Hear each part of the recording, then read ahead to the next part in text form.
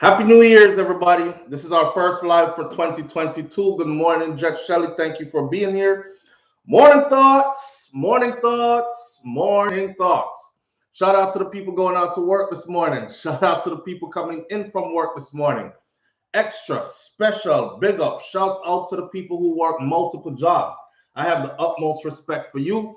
Shout out to my entrepreneurs, my stay-at-home moms and pops, my retirees. Shout out to the drivers, the Uber driver, the Lyft driver, the truck driver, the taxi driver, food delivery drivers, round town and long distance truck drivers. Shout out to you. Shout out to the brother Troy Starts Trucking Vlogs on YouTube. Please continue to go over to Troy's channel and support him. Shout out to Shakira's Fair on YouTube. I'll drop all those links later. Please continue to go over to those two channels and support them and continue to help them to grow. Big up to myself. We made it to 2022. It's a joy. It's a lot to be thankful for.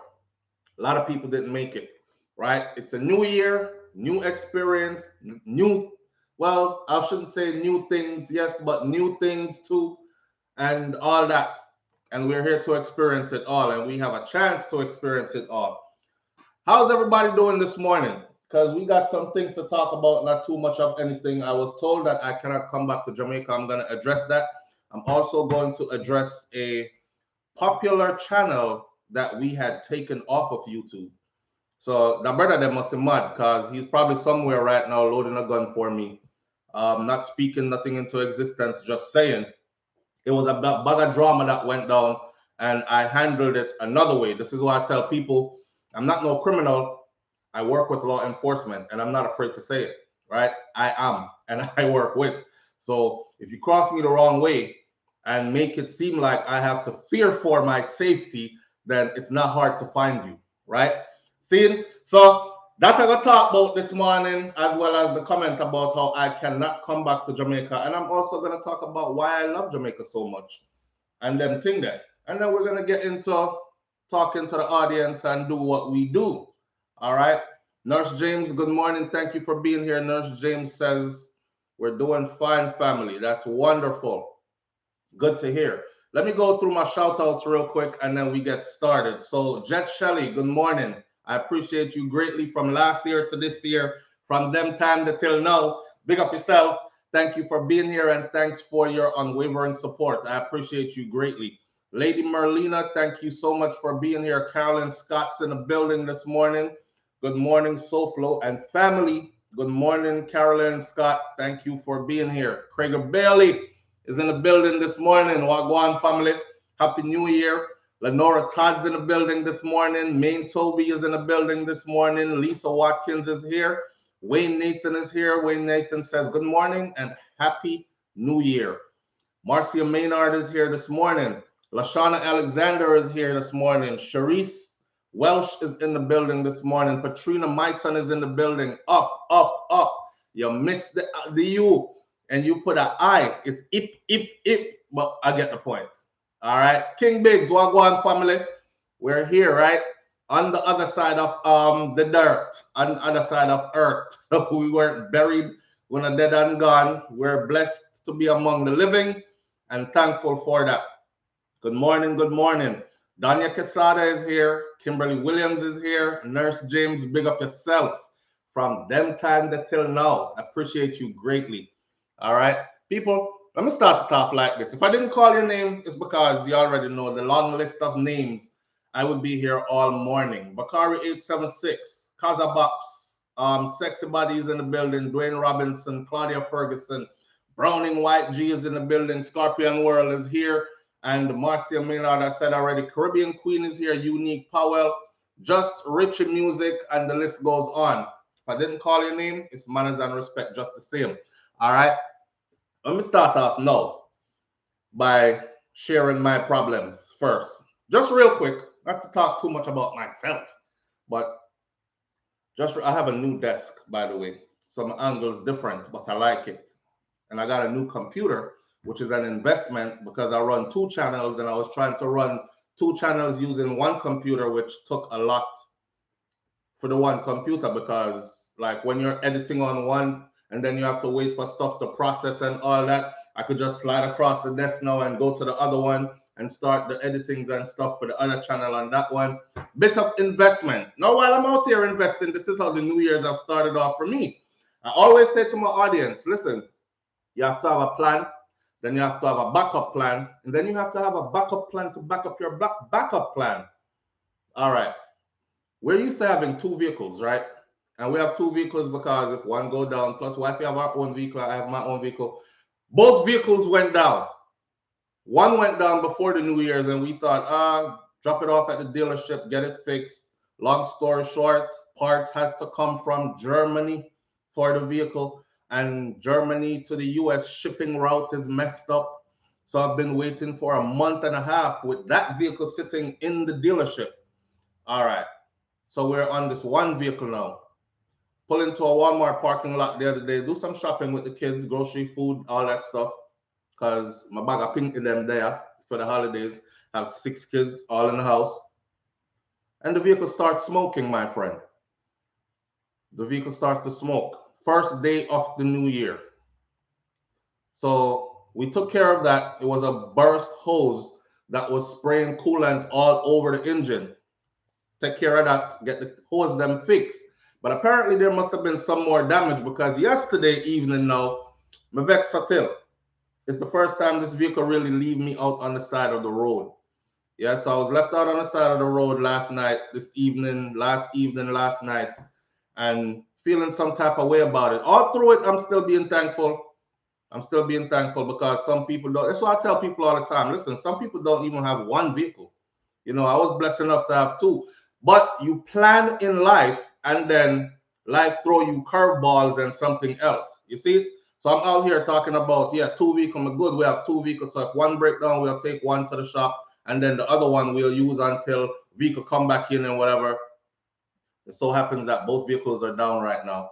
And my schedule starts off really busy for the year because tomorrow I will have to be in Miami, and the day after that I will have to be in Atlanta.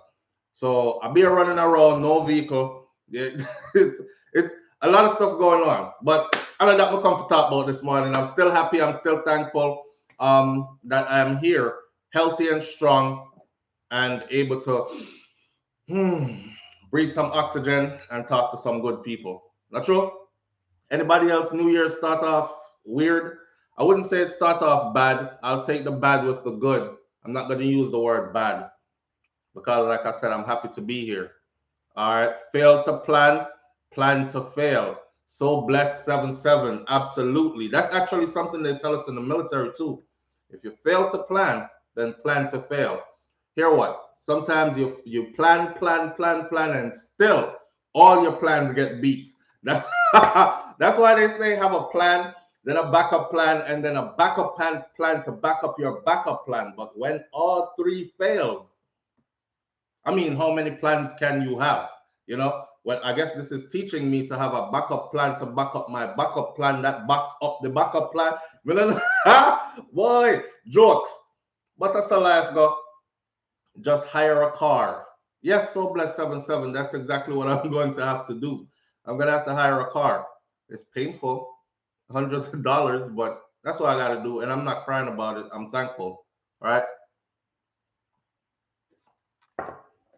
As Esney, Godson says, like I said, every day above earth is a good day. I tell you, every day out of a hospital is an even better day. Because some things that them do to you in them hospital, they like them a try to save your life.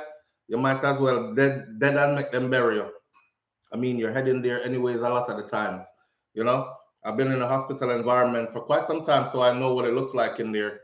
So, the hospitals here are overloaded. They said they actually put out a PSA that says if you're not dying, don't come here. So what a thing.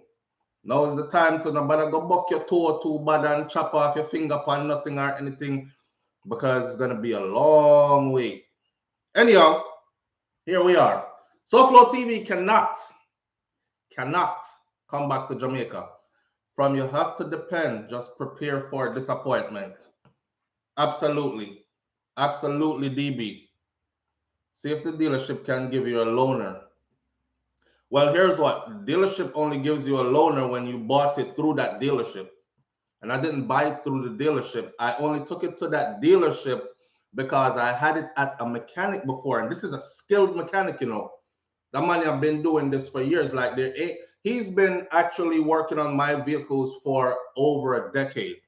And there's nothing on a vehicle that this man can't fix. And he wasn't able to fix what was wrong with that vehicle. So I said, okay, may I carry go to the people them who make it. They must be able to fix it. If they can't fix it, I'm getting rid of it. Well, he already had it for a month and a half and couldn't fix it. And tried everything and ripped down everything, put it back together, still couldn't fix it. I was like, damn, this is a vehicle I gotta get rid of then. If it's that hard to fix, gotta get rid of it. So I took it to the dealership, and now the dealership has it for over a month and a half again. So we've actually been out of that vehicle for over 3 months, depending on one vehicle, hoping that, okay, they'll get it together now, and then we'll have two vehicles again. And then, boom, the next vehicle went down yesterday. Left me on the side of the road. Some mosquito out there, say, the late evening there, and I'm afraid of mosquitoes because I have like sensitive skin, so anywhere I get bite, it swell up really big. Some people can take mosquito bite and nothing really happen. I get mosquito bite and swell up big. I'm running around like this, me I fight mosquito like this in the dark. I go into the vehicle, lock myself in there. I lock myself in there with one mosquito big, so I turn the phone on, try to see where the mosquito is because they gravitate towards light. When I saw the size of that mosquito, I shot out of the vehicle down the road, my friend, because I'm in somebody else's vehicle. It was funny. It was funny, and I was making light of everything and all the situation. But I see people go through this every day, man. And just to know that I just experienced a little bit of it, I'm thankful that that's not my everyday life. You know, some people can't afford a good vehicle. Them vehicle broke down like every month on schedule. I remember coming from that. That's why I'm a big up people who work 2 jobs every morning. When I say this stuff, trust me when I tell you, I'm not saying it from joke. I'm saying it from I've been there and I've done it. If you ever work 2 full-time jobs for 4 years straight, you can talk to me. Some people have done it longer. But I'm not talking about no split shift, and I'm not talking about no 4 hours over here and 4 hours over there. I'm talking about 2 complete full-time jobs. One full 8 hours throughout the day, one full 8 hours throughout the night at a different location across town. Me do it already. My vehicle back then, me did some broke. I used to pawn my stuff to pay my bills and then go back to get my stuff when I get paid, only to pawn my stuff the next week again, right? Or the next when bills come around again to get always buying back my stuff from the pawn shop, always pawning to get money. Okay, the bill due now, it past due, that kind of stuff. So I know what to talk about. That's why I started working the 2 jobs. And when I started working the 2 jobs, I started having money to take care of the bills. Bills were no longer a problem. I had some money to put back to save, have a plan in mind. That's why I tell people who do them 2 jobs something there, make sure you have a plan in mind. You're only human. You're going to run yourself ragged. I was making money then with 2 jobs, but what happened was I could fall asleep anywhere. And I used to go to restaurants, you carry out the family to eat, you alone drop asleep at the dinner table, and all you hear is background noises, or you're in space all the time, kind of thing. So I've been there and I've done it. So big up the people them who actually work multiple jobs. I have the utmost respect for you, for real, for real. Now I come from far, so I'm not complaining at all. Them say the vehicle needs fixing. Them says, oh, how much money to fix it? I'm glad that I'm actually able to afford to be able to fix it, or have options to where I can say, okay, it's time to get rid of this vehicle and get something better or something like that, right? I'm not rich, but I do save my coins. I'm a saver more than a spender. So I do shuffle my money into savings and make sure something is there for a rainy day. That's why I speak these things, because I live these things. You see, something to do with parts from China and product related to service of cars is causing a problem with vehicles. Someone on YouTube has the info. Deb Lane, yes. Also in Germany, if your vehicle is German, it has something to do with the vaccine and COVID and them having, I forgot what it's called. Someone explained it to me yesterday. Certain people can't go back to work. You can't go in certain space and places anymore, which slowed down their production, slowed down their distribution. And then we feel it on this end because, listen, a brother drive a X6 and or X5, right? A newer model X5, and he drove over something that ripped a hose at the bottom of it. And the mechanic is telling me, said the hose there under $35 for the hose, you know. $35 for the hose. It's gonna cost them an arm and a leg to put the hose in though, but it's 30 because I'm gonna lift up and take out everything to put it in. That's the engineering of that vehicle. However, his vehicle's been sitting for a month and a half just waiting on just that little hose. So things are tight all around right now. And not just me alone, I got through it, you know. But his vehicle been sitting there for the longest. And every time I go there, I see the vehicle park up there, just gathering leaves and dust. These material things. That's why I don't worship material things. See? So it would hurt when a woman takes your money that you have been saving. Can relate to the falling asleep at restaurant with my children. Yes, Nurse James. Yes. You know, when you're the protector provider, you're the leader of the family, you have to make sure that everybody else is okay, right? And in the process, and that is why I also say, if you have somebody like that in your family, make sure you're taking care of them as they're taking care of the family. Smart people will understand that, right? Right. So, yeah, but that was me, boy. I was like not in everywhere. I couldn't even drive.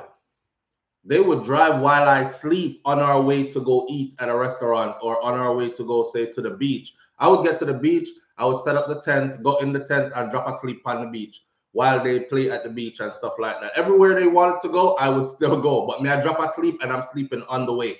That's how working 2 full-time jobs will have you after a while. Yeah, but I had a plan and I executed my plan, so I didn't have to work 2 full-time jobs anymore. It took 4 years to do it, but I stuck to it. And that's just a testament that when you have to plan your thing out with your backup plan and your backup plan to back up your backup plan and stick to it and work hard, and your thing will be okay. See? Yeah, it's crazy. Can't get any parts for service until mid-February. See? So a lot of people on here are aware of this issue that I'm talking about. Now, nothing too happen to your car right now if your car is a foreign car, because you're going to be in issues. I'm actually thinking about getting rid of all the vehicles and just getting American vehicles. Because as bad as things be, my old truck there is always reliable or easy to fix. The funny thing is, though, I just took it to the dealership. I just took it to the mechanic the day before, and it broke down like that the day after. After they replaced the hoses that bust and all this. So, I don't know. I don't know. Just thankful to be alive, man. I work in the car industry, and bro, it's way worse than that on some cars and parts. See, 876 Custom is here. Verified. I work in the car industry, and bro, it's way worse than that on some cars and parts. So what I said. So you could be out there without your vehicle. So Flo, you're talking the truth. I have been doing 2 full-time jobs for 9 years. Aubrey Edwards, my God. Listen, brother, our fam. Aubrey, take care of yourself here. Take care of your physical health. What's in my cup this morning? Ginger. I don't know. Well, Mummy, I think Mummy got this from, you know, it's there already. We're Caribbean people, right? Me no know different. Jamaica I come from. So I say, Mummy, you know who me I talk already. My queen. She got me this tea. And I don't know if my uncle, the British people in here might know this tea brand, but Mommy got me this tea, a bunch of them, and they're really, really good. It's a ginger tea called Instant Ginger. And she said they sent it or they got it. I think my uncle brought it over from England. But this tea is in my cup this morning, and this tea is tasting so good. Just ginger, but me mash up extra ginger in it to make it extra zinky, gingery, because you need that in these times. What 2 jobs you did? Loud Music Entertainment.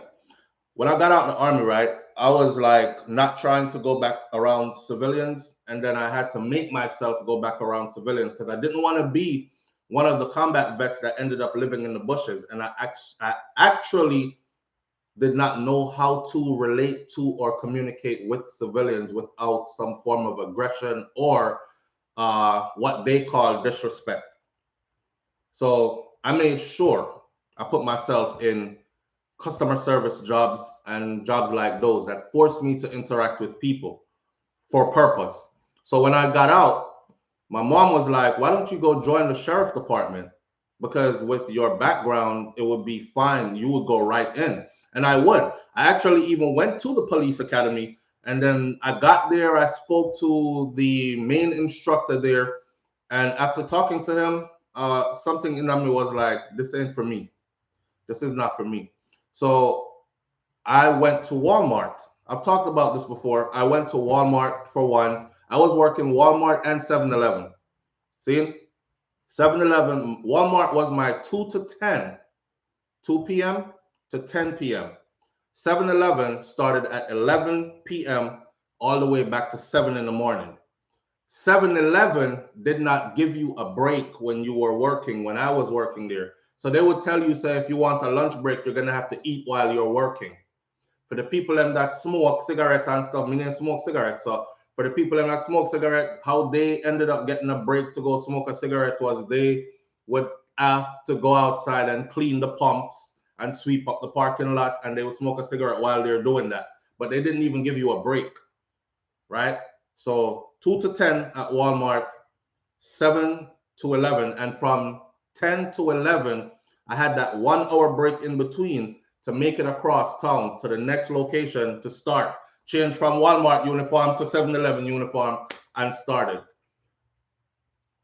When my supervisor at Walmart found out I was making more than he was, because when Walmart hired me, they were honoring a veteran. So they started me at way, first of all, they were like, you're way overqualified for this. Why do you want to do this? That was my interview process, right? And I actually explained to them. And it was a healing process for me as well, because I remember, again, me tell that story before, I remember being in Walmart and I didn't know that there was a mosque. Now, mind you, I'm fresh out of a combat zone, and this whole perception in my mind of people who wear their hijab and wear their long clothing and face cover up and everything could very well be carrying a bomb, or I'm in combat mindset. And this is what I'm trying to help myself to get out of, right? Because I couldn't go anywhere much and go to, and if I did, I would go in the bleachers and go way up to the top and sit up there where I could see everybody down here. If I went into a restaurant, I would choose where to sit. My back couldn't be to any doors. I'm planning my exit before I go in, and it was affecting everything. It was affecting everything. So I had to be my own. The therapist that they were sending me to, every time I went to the therapist like they wanted to hear excitement, and it was ticking me off inside. Like, so have you what situation were you in when you first had to fire your weapon? And it would just throw you into a whole friggin' loop where tears just start rolling out my face and stuff. Some of them I got up and I left. One psychiatrist they sent me to, when he came in there, the man come in there, think a cigarette. And the cigarette that he was smoking, whatever brand it was, triggered me to where I felt like I was in Tikrit, Iraq when a certain situation went down. And I got angry in his office. I was like, you know what? You're a professional and you come in here smelling like this. Listen, close this interview out, close this session out, and put me on to somebody else. And he was like, I'm so sorry, I apologize. And talk and beg and try to refix it, but couldn't. So, anyways, it was Walmart, 7-Eleven for me, right? And I remember when the mosque let out, and I did not know that there was a mosque in the town. Matter of fact, the mosque is close to the Walmart. I know that now. I remember hearing the call to prayer, and I thought, this shit is playing in my head because we don't have this here. When you're there, you hear the call to prayer all the time. Seeing, that's how it is over there. So when I heard it, I'm in Walmart packing stuff out, and I heard "Call to Prayer," the song, the singing that they do when it's called to prayer time. I was like, oh shit. Then my mind started going like, they're coming for you, they're coming for you. It went from they're coming for you, they're coming for you. A group of them bust the corner where I was at in Walmart. In all the, just like how they dress their traditional garms, right? Can I tell you? The runner left everything in a Walmart. And I started feeling like I couldn't breathe, like I can't breathe. I'm like, oh shit, this hair is coming here. Ran out of Walmart, went outside, and the people them clocking up. So you can't just leave work on the clock. I didn't clock out or nothing. Went out. I've been through it, man. I've been through it. Still going through it, but at a better place than where I was then. So long story short, it was Walmart and 7-Eleven. But man, I have to give you the whole gist of how things went with that. Serious panic attack. Serious panic attack. Almost killed people in a traffic already too. Some dude driving down with him brand new Mustang, his music playing loud. He weaving in and out of traffic, weaving in and out of traffic. He like almost hitting people, and I can see him in my mirrors, 3 mirrors. I see my come down. So I make sure I'm gonna go all the way over to the left lane and give him all the room to go. Why out of everybody, this person speed up and right next to me and start matching my speed, and he's in there going like this. See me? And I'm curious, like, what? What? That what? My window was already all the way down, one hand on the steering wheel. I had the other one, and I'm right there, like at the top before the door, then the window. I'm already ready to go. Okay, all I have to do I just squeeze, and I drive by me. I said, God, please don't let me kill this man today, right? But I feel like this person about to harm me, because why else would he be doing this? All this type of stuff is regular stuff what people do. This is Florida. This is regular stuff that people do. They play their music loud. They act aggressive when them feel the song. This is civilian stuff. I'm not used to that. And I wasn't used to that. So I'm getting ready to kill this man when he's just acting a fool, right? And I'm taking it threatening. Couldn't drive and see stuff on the streets. Like if a plastic bag with garbage put on the side of the road, I would have to find some other way. Couldn't pick my children up from school by joining the line because they had a long line. And every time we got hit, or one of our vehicles got hit by ID, because we stopped somewhere, because we slowed down too much somewhere. So when I got back, picking up my children from school, I walk up to the school and I told the principal, I said, listen, I can't join the line. It's very triggering for me, right? Explain the whole circumstance, which is hard to do. First of all, you don't want to tell everybody that, because civilians be looking at you like, oh, he's crazy. He'll probably go off and start killing a lot of people around here and all that. You know, they try to put some kind of label on you. The lady tell me, sir, she can't do anything about it. This is just the way that things go, and you're gonna have to join the line, wait in turn, and then drive through the loop and pick your kids up.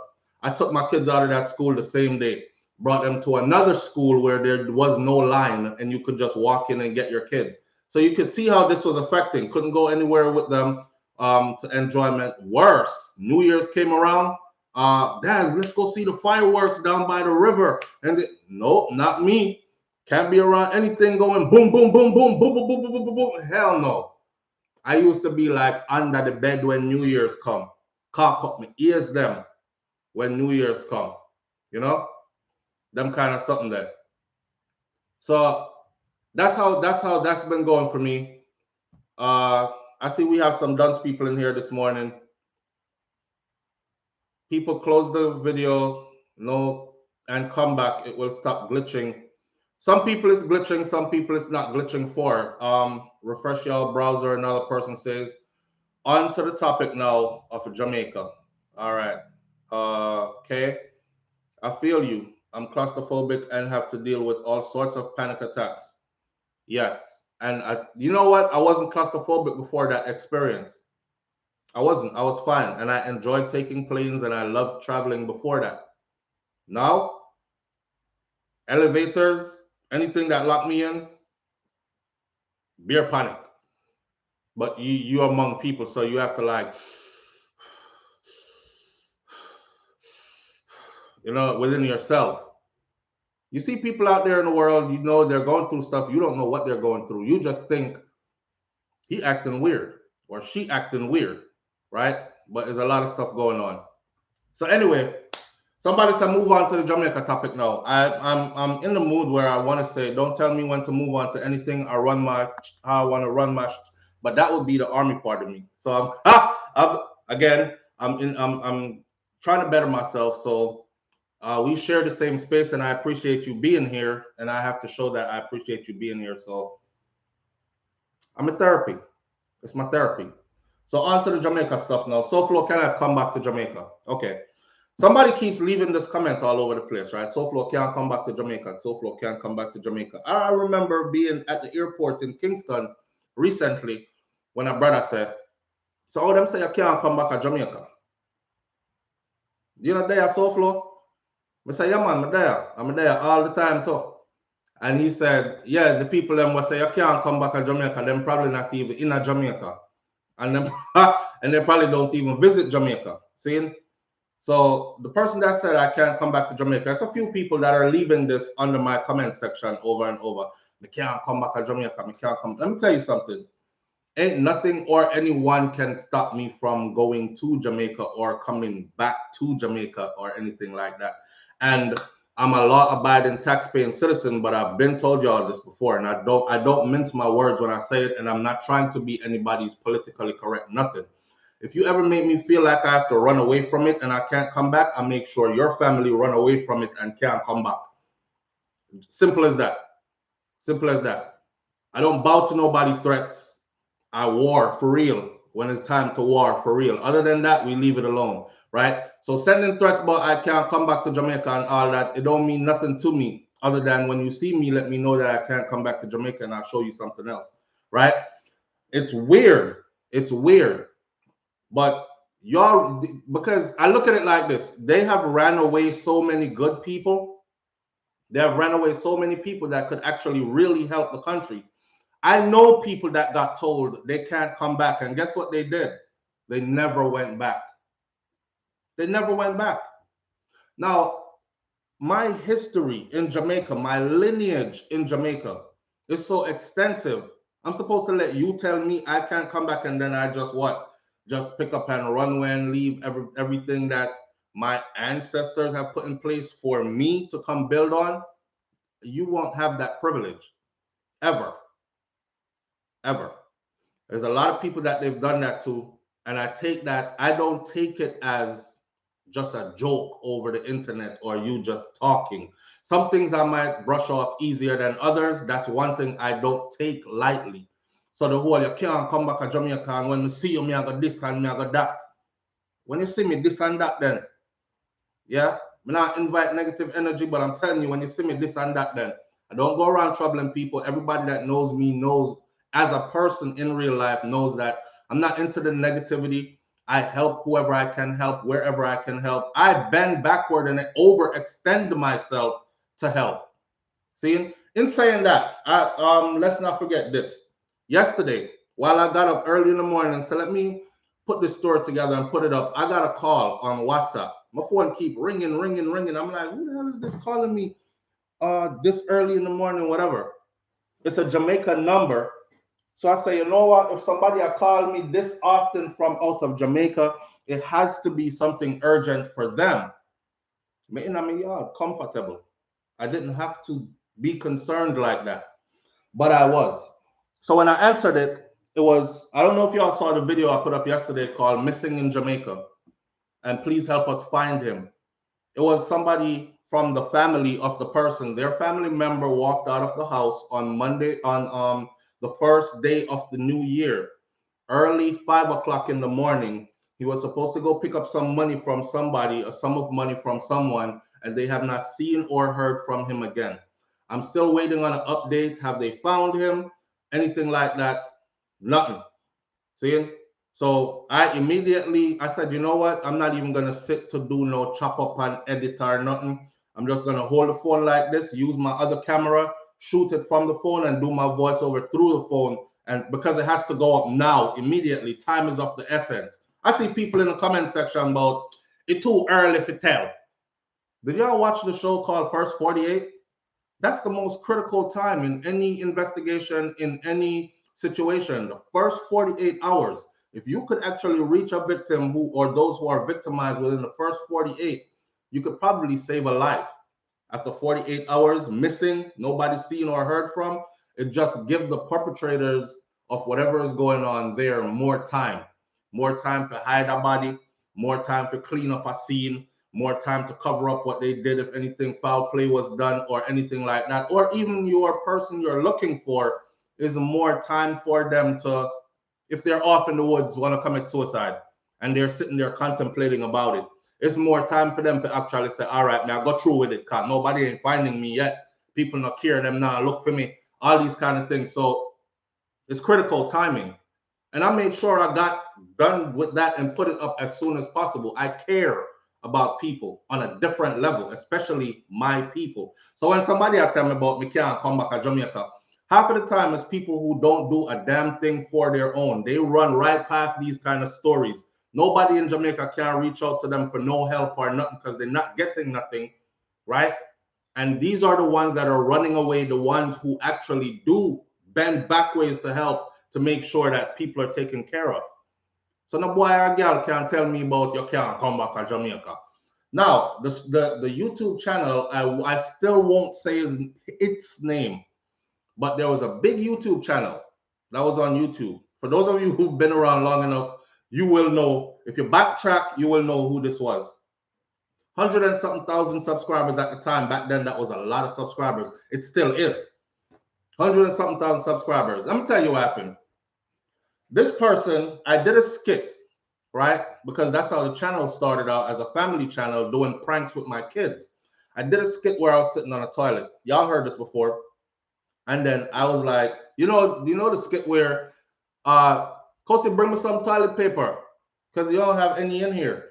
And Kosi comes in and puts his hand through the door to give me the toilet paper, and I had a bottle of Nutella chocolate, and I dipped my finger in it, and I wiped it on his finger on his hand as I was taking the thing.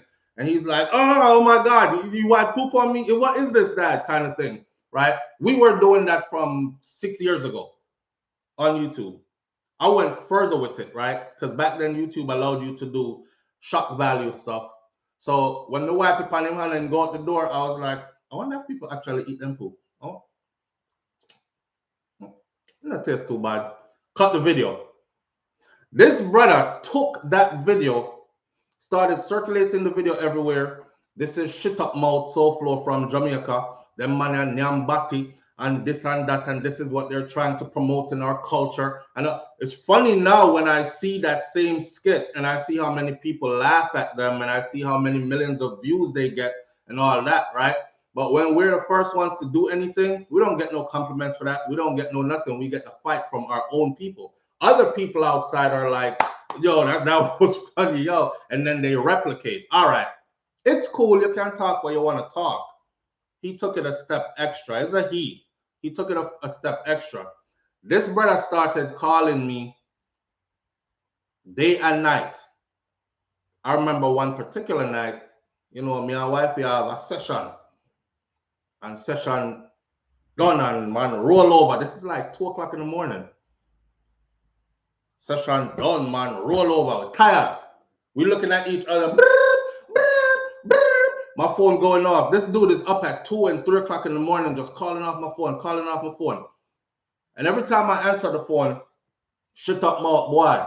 Yo, shut up, mouth boy. And me send 2 man come slap out your inside and this and that. I said, oh, so now it's gone violent. Now it's violence, right? Now it's violence from a skit that I did that had nothing to do with you. Okay, sir. Hear what?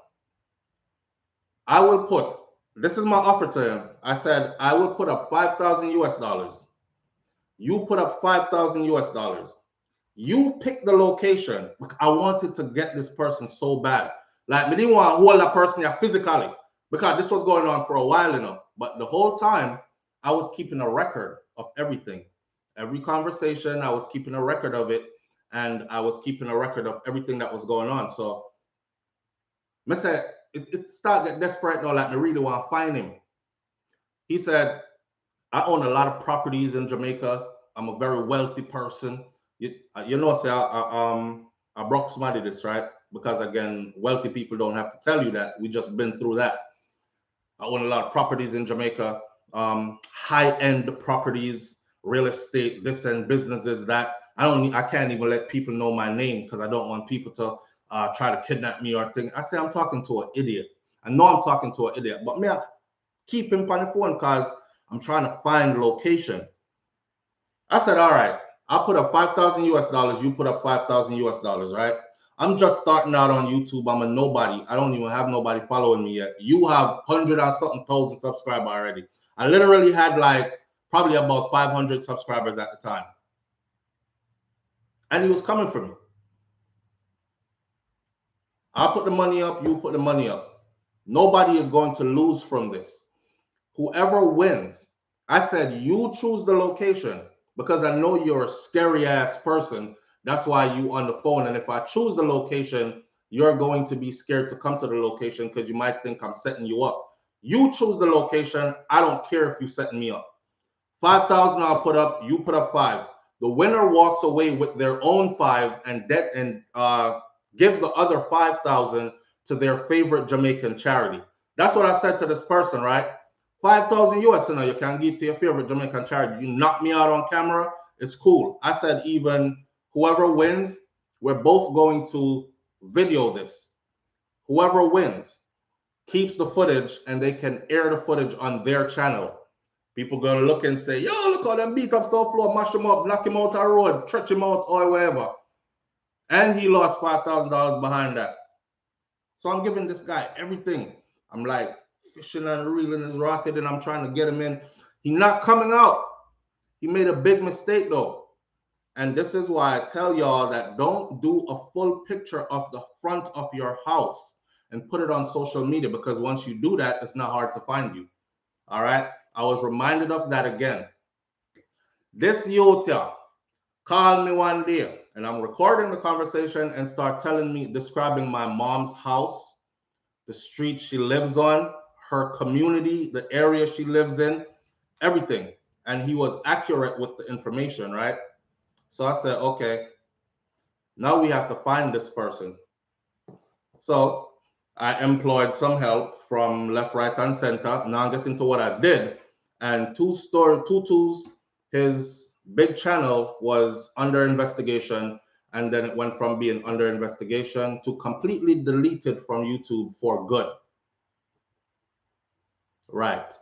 To lose a channel that you work at and you got over 100 and something thousand subscribers on it, anybody is going to take that very hard.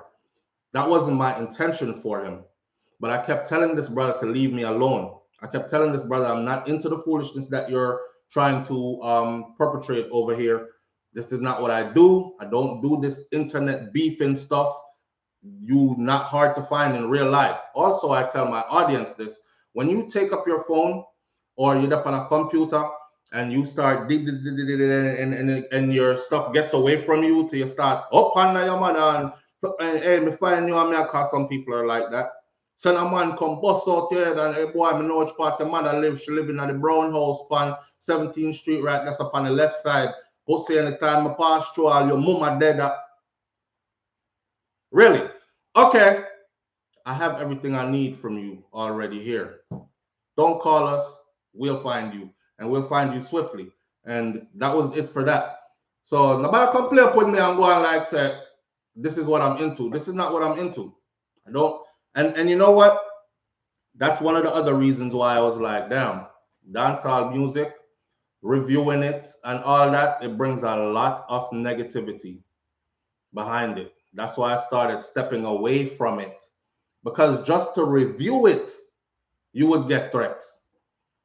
And a lot of the threats are dumb threats or threats that aren't scary.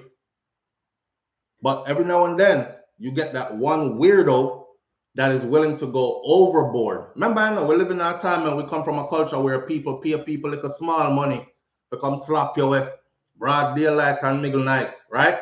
So you have to be careful and you have to sift out the thing and say, oh, this person joking. Nah, this one could be serious. With that person, there was absolutely no doubt that that person was serious.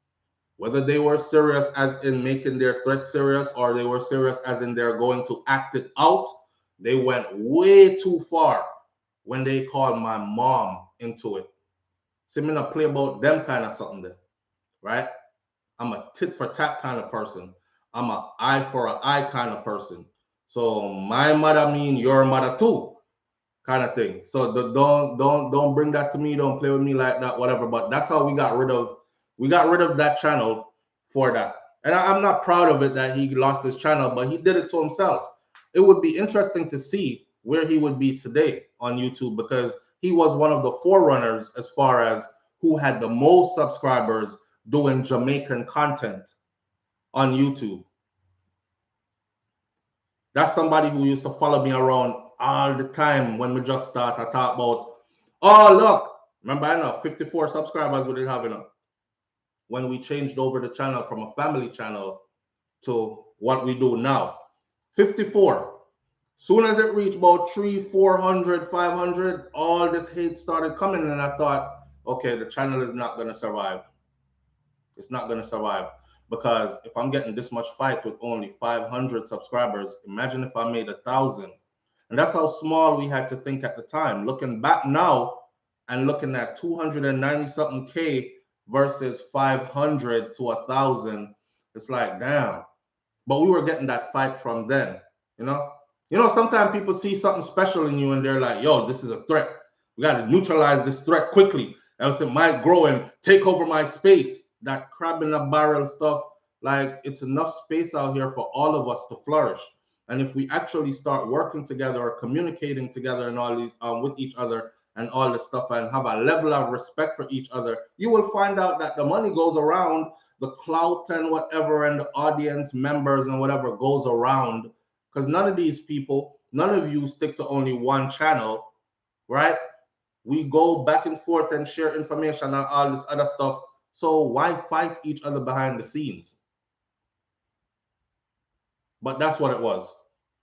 That's what it was.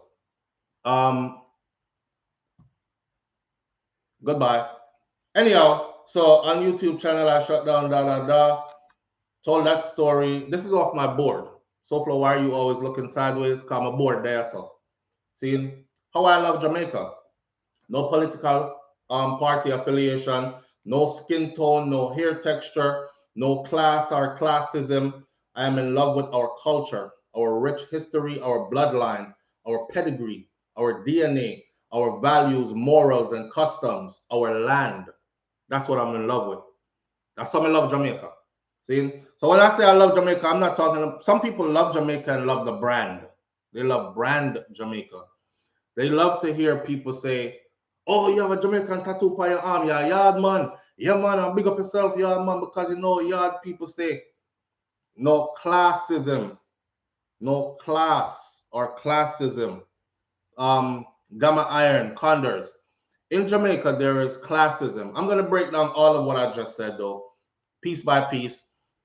In Jamaica, classism rules. Okay? Like in the US, you have racism. In Jamaica, it's classism. It's not necessarily somebody from another race. It ain't the Chinese and the Indian and the European that are against the African descendants, etc. It's more like rich ninjas against broke ninjas, or ninjas who are affiliated and rub elbows with the who's of who and the upper echelon. They look down upon the masses who are below them as peons. So you're classified. You have upper class, lower class, middle class, and then you have one class where we are under the ground with us, the ghetto people, or poor people, or broke people, or whatever you want to call them. See, none of that don't matter for me because I'm not one of those kind of Jamaicans. And I pride myself on being able to go anywhere in Jamaica, not just to go anywhere in Jamaica, but to be able to communicate with the people that come from any of those circles. I can sit in a room with the upper echelons. I can sit down on the sidewalk with who them call the scourge of the earth and the dirt and lower than them. And I can be in the middle class community, and I have the same love for all of them, right? And my love is not based on your class. A lot of us do that class thing. Some of we do it without even thinking about it. See? So I get that out of my system. Jamaica, for sure, my love. No class or classism, no skin tone or hair texture. That's huge. Believe it or not, that's huge. Skin tone and hair texture. Coming from a time in Jamaica when we used to hear woman tell them daughter say, nobody got take up no nappy head man, I have no picnic with borrow head and these kind of things. And just already talking about the texture of the child here before the child even born. And the daughter must go get one of them little Indian boy they from round there, so, or the one there what them call coolie, because for him here nice, he must give you some nice baby. No bring no dry head picnic coming there, no. Not through Britain it. Them kind of something there. So no skin color, hair texture, none of that stuff. Who is lighter goes to the right, and who is darker goes to the left, and you have to match the paper bag color for coming on the side and all these kind of things. I'm not into any of that, and I'm very aware that that is something that is perpetuated within our culture to a high degree, along with classism, right? Yep, dry head is what I used to hear. And the funny thing is, that same dry head there, when they go to places like Europe and whatnot, people are like try to touch them here, because the people are say, oh, this is how hair is supposed to be. Your texture of hair is beautiful. This is strong hair. My hair is matted and it looks like a dog. One lady tell me in England, so fair hair actually look like the dog hair. Inside of myself, I was laughing because I was thinking that already, but I never gonna say it to nobody's face. And think, I'm in Europe with dreadlocks on the top of my head and I had the side shaved. Woman come just put her hand on me here. Can I touch it? I didn't say yes or no. It was, can I touch it? Hand in me here and she'll feel me here like this. And I was paro as hell because I just reached and I'm 18 years old and I'm thinking, okay, so this is where they jump out the bushes and lynch you, or kind of you have your perception before you go to a place what it's like. This is where they jump out the bushes and lynch you. And why is this woman handing on me here? Before I could even say yes or no. And you know what she was saying while she had massage up my head? She was like, oh, this is how it really feels. This is hair. This is real hair. Your hair is strong. I wish I had hair like this. And I'm like, no, the woman beat me. Somebody is coming from somewhere to do something to me, and it wasn't. And I stayed there for 2 years, and I had the same experience the whole time I was there, throughout the entire time I was there, right?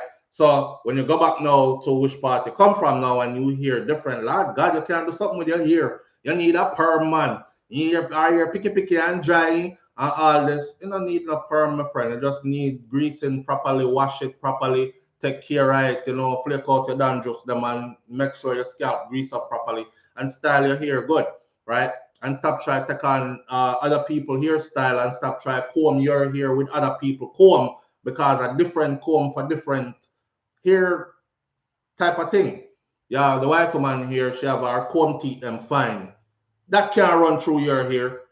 You want hair that's long and flowing in the wind when the breeze blow and all that. I'm stuttering. I must be stuttering because of the internet. But that's true, right? So none of that stuff plays a role in. I'm aware of all these boundaries, and I'm over all of them when it comes to my love for Jamaica. So when we see Jamaican people, them could have been Chinese, white, Indian, black, wherever you see from them can relate to me like how we relate to each other as authentic Jamaicans, then they automatically have a space with me already. Unless them violate me, then I'm gonna go a different route. But it's already love right there. One of my favorite things to do is to fly out of, say, Miami into Jamaica, because beer vibes from the airport go all the way till we land again. That's just how our people are. A man I gonna say something about when we reach, the first thing I want to do, First thing I want to do when me reach, I go over so and do this and that, and the next man I go counter that with something else. Before you know it, everybody will pop up and laugh, and that's us. That's the true essence of us. So far, I think this happened all over the world. That's a bad behavior. Yeah, the brats. We have a choking the brats. Yeah, man. So the classism thing, we burn that out. The political party thing, we dash that way. Because as you can see, right, we've been getting the same from I was born, and this look like it's been going on before I was born. If you want to go back and when were these parties established, whatever, it's way before me did born. Came into it, came seeing Jamaica with JLP, PNP, getting the same treatment from both sides, and both of them pretending that they're for the best of the people while they fight each other for power. All them want to be in the ruling seat, and then they do what they want to do anyways. Nyamo to natural resources, don't set up the things that they need to set up for the infrastructure of the country, which will serve longevity wise for future generations of Jamaicans to come, etc., etc. So I've learned over time to cut ties from, you know, I'm being none of them. So I'm not into your political party affiliations. I'm not into your classism, uptown, downtown, round town, ghetto, whatever. I'm not into all of that. No skin tone. Me go Jamaica and jump out anywhere. Same thing I do in Florida here. I grew up in Florida, right? Florida is right next door to Jamaica. I had the privilege of both worlds. I go anywhere in Florida and jump out. Anywhere. Anywhere. And jump out. Sometimes if I take some of y'all to some places that I jump out at, you won't be jumping out. I guarantee you. I bet you'll be in there like, you sure this is where I gotta jump out? But I jump out anywhere. See, it's the frequency that you carry, and over time, how you prove yourself to people, and people know you, and people, yeah, yo, that's SouFLo, man, good people, blah blah blah. Even the killy them, when we talk to them and I talk a certain way to them, they understand that and them know what time it is. You know, like it's like your mom talking to you or your brother talking to you, or we're not dash for nobody and degrade nobody and all that. Certain things is not healthy for us as a people, and we're not going to survive on earth if we continue in a certain manner. It take one of us to tell them that without make them feel like they're the worst of the worst, as in you're just the, you know, when dog dump on the side of the road and then somebody step in it. That's how some people make them feel like that. They automatically get defensive because you're making them feel like that. Who cares to dig into their background, their situation, how you reach us? Why you still keep the mindset here? You know, it's not too late for your change though, right? Brother, hear my story. Watch the road with me take. It's choices, Papa. Listen, this, that, and the other. Now, who want to walk the way they do and who don't, yo, so far, so me staying on. So I think I got until, you know, Father call me home and these things. Well, then he's chosen for you when me here say, them slap you around there, so that's just how it goes, right? So I'm in love with our culture, I said, and our rich history. Our culture and our rich history. How the hell did we come up with all our food combinations? Over time, right? Over time, and a whole bag of mix up, go on. Chinaman did bring this, Indian them did put in that, the African them did put in this. Our thing is, that is exotic. That is exotic. And our thing is exotic. See? So with all that, our bloodline need not say no more. If you study our bloodline as Jamaican people, you will know that we're a different kind of people. We're a special kind of people. Our DNA says we are a different kind of people. Every time I do that, there's always somebody around the corner I talk about, y'all ain't no damn different kind of people. I the same people I'm like everywhere else on earth, whatever. Yeah, right. Yeah, right. Drawbreaks. We're a different kind of people. In our DNA, we are a different kind of people. Scientists are study we are not study with just to be studying us. It was a reason why. Then them start study our food. It's a reason why. All right. So in our DNA, I'm in love with all that. We are different. We are different. It is us. A lot of us don't know how different we are and how special we are. And we look at the rest of the world and we're like, man, there's so many different countries in the world. Everybody different. You know, some people like to trivialize your greatness by telling you You ain't no different. Everybody are the same. You know, it's not different country in the world. So what? Them have different this, different that. You got to ask yourself, why is it that every Jamaican that's actually given the opportunity and excels at it goes to a level that is above and beyond? You know, say enough leadership positions in these so-called first world countries are held by Jamaicans or descendants of Jamaicans. See? Yes, Marco, and we over excel in everything, including violence. We're warring peoples. We are warriors. We're warriors for facts. It is in your DNA and your bloodline not to take foolishness from nobody. The messed up thing is somebody figured out how to engineer, use that to you keep us doing this while they steal everything that needs to be stolen and go one side with it, go praise them riches, and we over here for the crumbs, clashing, keep clashing like this. But yes, even that is in our DNA. Even that is in our DNA.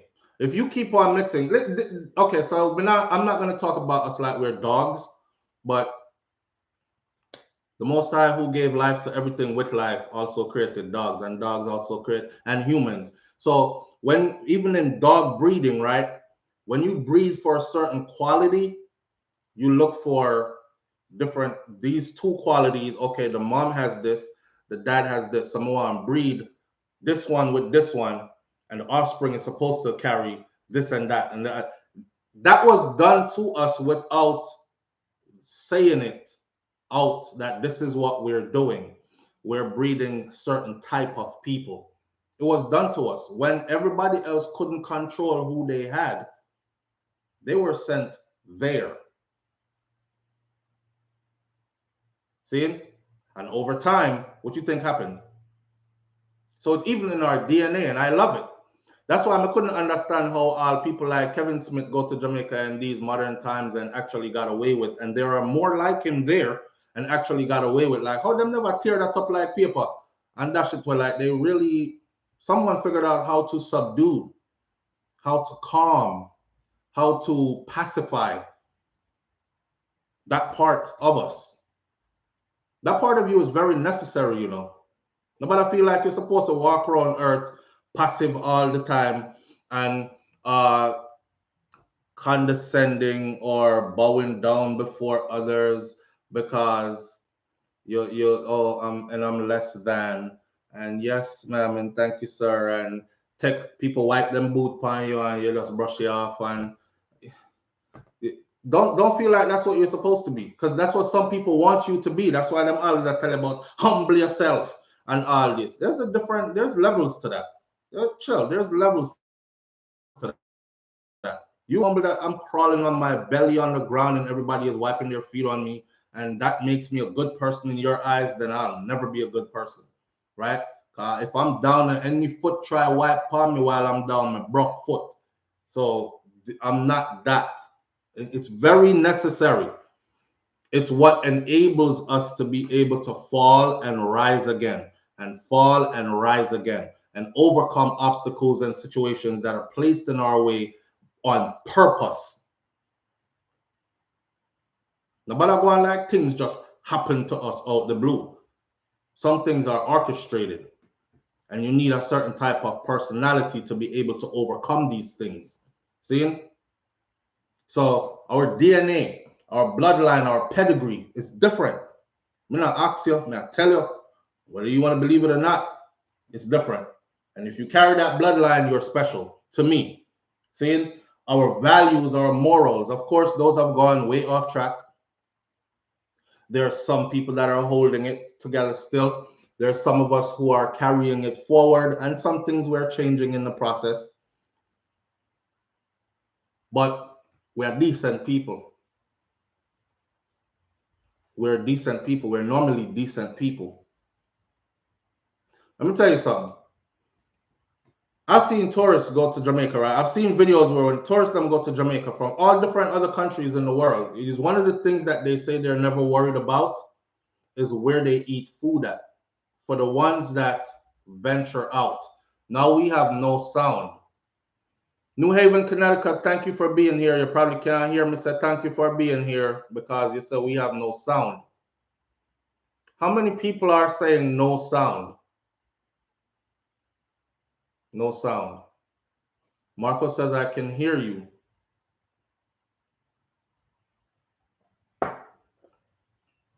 Breaking up. Some people don't know how to refresh. It's fine. I'm hearing you loud and clear. Frozen. Refresh.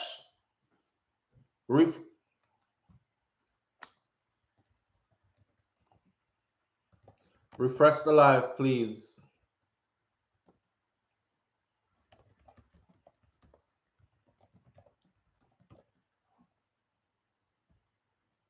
All right. Leonard Ferguson says, I can hear you in Canada. Big up yourself, family, and thank you for being here. All right, we're good now? All right. So, yes, our values, our morals, we're normally decent people, right? We're normally decent people. We're normally, I'm not even gonna put no God-fearing nothing in there because we're moved into a time now where God-fearing mean all kind of different something. But we're normally spiritual people and we're normally decent people. I don't know if you remember when spirituality was over religion. You have some older women in that community, you know, when they were able to foresee things. Actually, this happened to me growing up. They were able to foresee things. When some woman used to come and say something was going to happen, everybody start bawling up or everybody start rejoice because this person, it actually came to them for real, and they're known for being that kind of person. Like, it's almost like them could have tell the future kind of thing. So we are that kind of people. We're also people with morals and values. Decent. Decency gone out the window to a great degree in this time, which is one of our fights and struggles to get that back into our community. The decency. Right now is money rule everything, and money come first, and money over culture, and money over love, and money over respect and self-respect, money over love for your brother and sister, that's money over everything. See? Original Explorer say I'll pay your Wi-Fi bill. I saw. People love follow these days. Nobody want to be left out. Yeah, and the thing that they end up following, a lot of our people end up following, is beyond us. It's outside of us. Now it's okay to follow if you want to follow, but when you bring it back and then normalize it within the culture, then you've changed. You've changed the culture itself, parts of the culture itself. You start to change our core values. Our core values in Jamaica actually is family first, right? That means our children protected, loved, elderly protected, loved and respected. Them kind of something there. That's why when you were growing up, you couldn't pass no grown person and not say, "Morning, Master George," or "Good evening, Miss Lewis," "Good afternoon, Mr. Smith," and them kind of something there.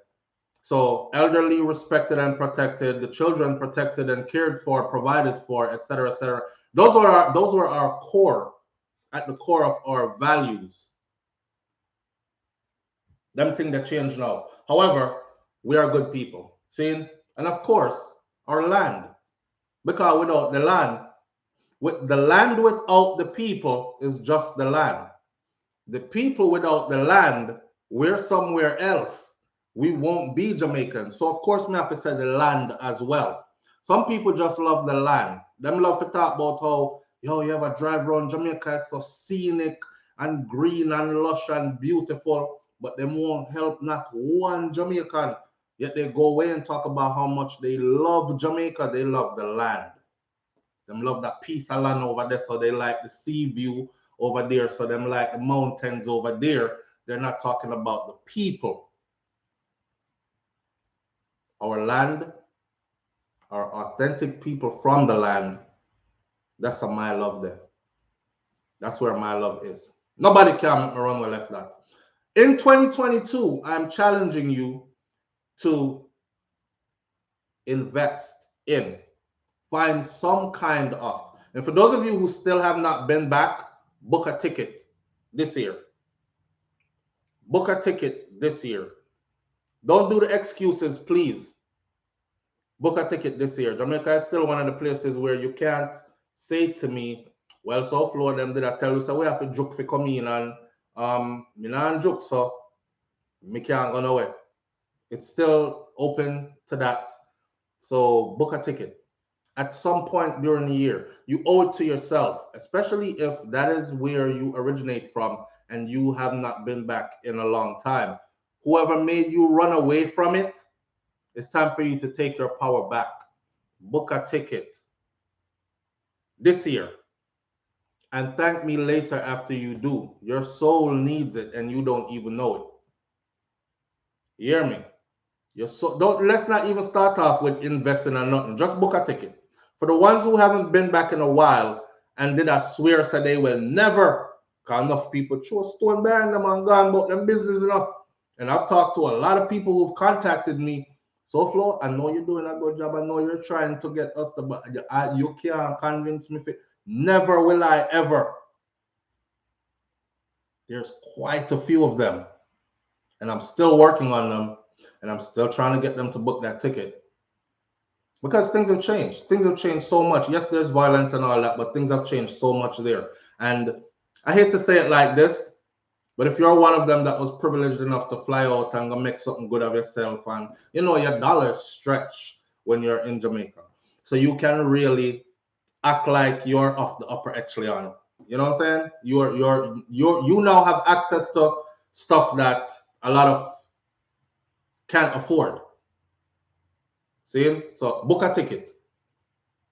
You need it. You need it. SouFLo, live and live and let live. Princess Warrior, live and let live. Yeah, man. See? Check for instance, Gamma Iron Condor says, never leaving America. Love this place. Thank God. Whole family up and out of poverty. Never going back. Me can't tell Gamma nothing. Gamma say whole family up and out of poverty. Never going back. All right, Gamma. Some of we ain't never leaving yard though.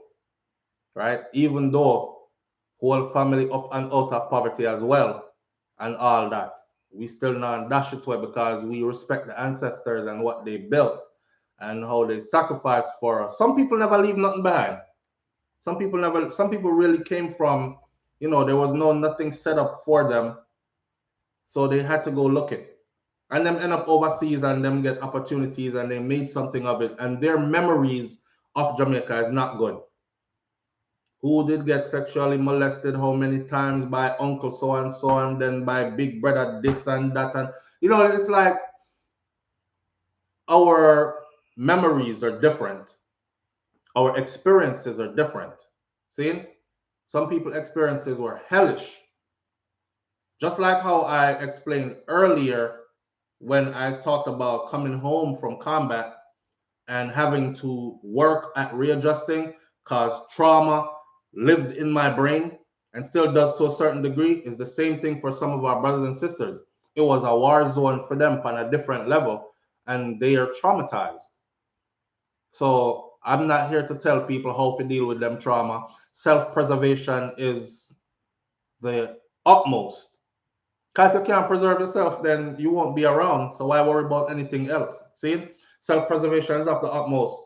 Me can't tell the people them when them say, yo, I ain't never going back there. I could try to convince them that things have changed. You've made something of yourself. So you are now, I wouldn't even say entitled, but you have access to a whole different kind of Jamaica right now. We go to Jamaica, go live some life, you see? And then it is when I'm in Jamaica that I actually feel like a real millionaire. Who don't want to feel like that at some point in their life? Who don't? So it's a difference. It's a difference. One time me used to go back and me only could go one place. You know what I'm saying? I only could go one place. Only couldn't afford nothing and all these things. Times have changed. Things have changed. The years have passed. We've grown. These kind of things. Now we go back a different story. Damn, look at that location. Where were you? How much did that cost? This, that. And it's on my own island, my own place of birth. And I remember taking a trip from primary school to Ocho Rios to a particular hotel. And them load we up on the bus. It was a school trip, long trip from Clarendon all the way to go to Ochi. Go see, I saw the birds in the hotel because it was a hotel and they had a net. The net was about as tall and big as the hotel, and inside the net were all these exotic birds. And them up bring with through and I tell we say these were imported from this place and these were imported from that place, and the waterfall cascading while all you heard was fine china cling cling cling and people were dining and this. And me I said, I remember, I know me I come from a wood fire, me I funny and grandma stuff it. You work up a fire and I pattern them thing there and then going to see that. And I said to myself from a little boy, I said, I want this life right here for me, right here in a this land. I don't want it in a nobody else's place more than I want it here for me. So as a little Jamaican boy, seeing this at an early age, I never let go of that memory. You know what I'm saying? And now to be able to do it, and then when I see like the field trips and the youth them come through and everything, I can so relate to probably what's going on in their minds, their different backgrounds, their different struggles, their dreams for themselves. Somewhere in there, some of them are saying, damn, this is so far from my reality. Cause after that trip, I'm gonna go home tonight, maybe food in the house, you know. Or y'all get one chicken leg. And you better eat the one chicken leg with the 2 piece of yam and lot of dinner for you. These people are gorging, they're feasting. Them have choices. Watch a big lobster, the man does crack up on this. I want all this for me one day. It's just good life. We're not lost off of people things. We're looking to earn them things there and those opportunities for ourselves and keep it as well. Not just experience it and left like a tourist. Keep it and own it and pass it on from generation to generation. See, that's what I'm talking about. So my love for Jamaica is a whole different kind of love. So when I said nobody can chase me out of that, tell me about me can't come back and all that, they really can't. They really can't. See it? Own it, DMAC. Right, that's all. Go back and help others. That's all in the plan. That's all in the plan, nitty bitty, crafters. That's all in the plan. All right. I do OT, occupational therapy. I got me go school for here. Certified and licensed here. I have the privilege now of being able to hop in and out when I feel like it. But for the first 5 years, it wasn't like that. I had to do long road trips and take contracts and be gone from home for 9 months to a year at a time and all these other stuff.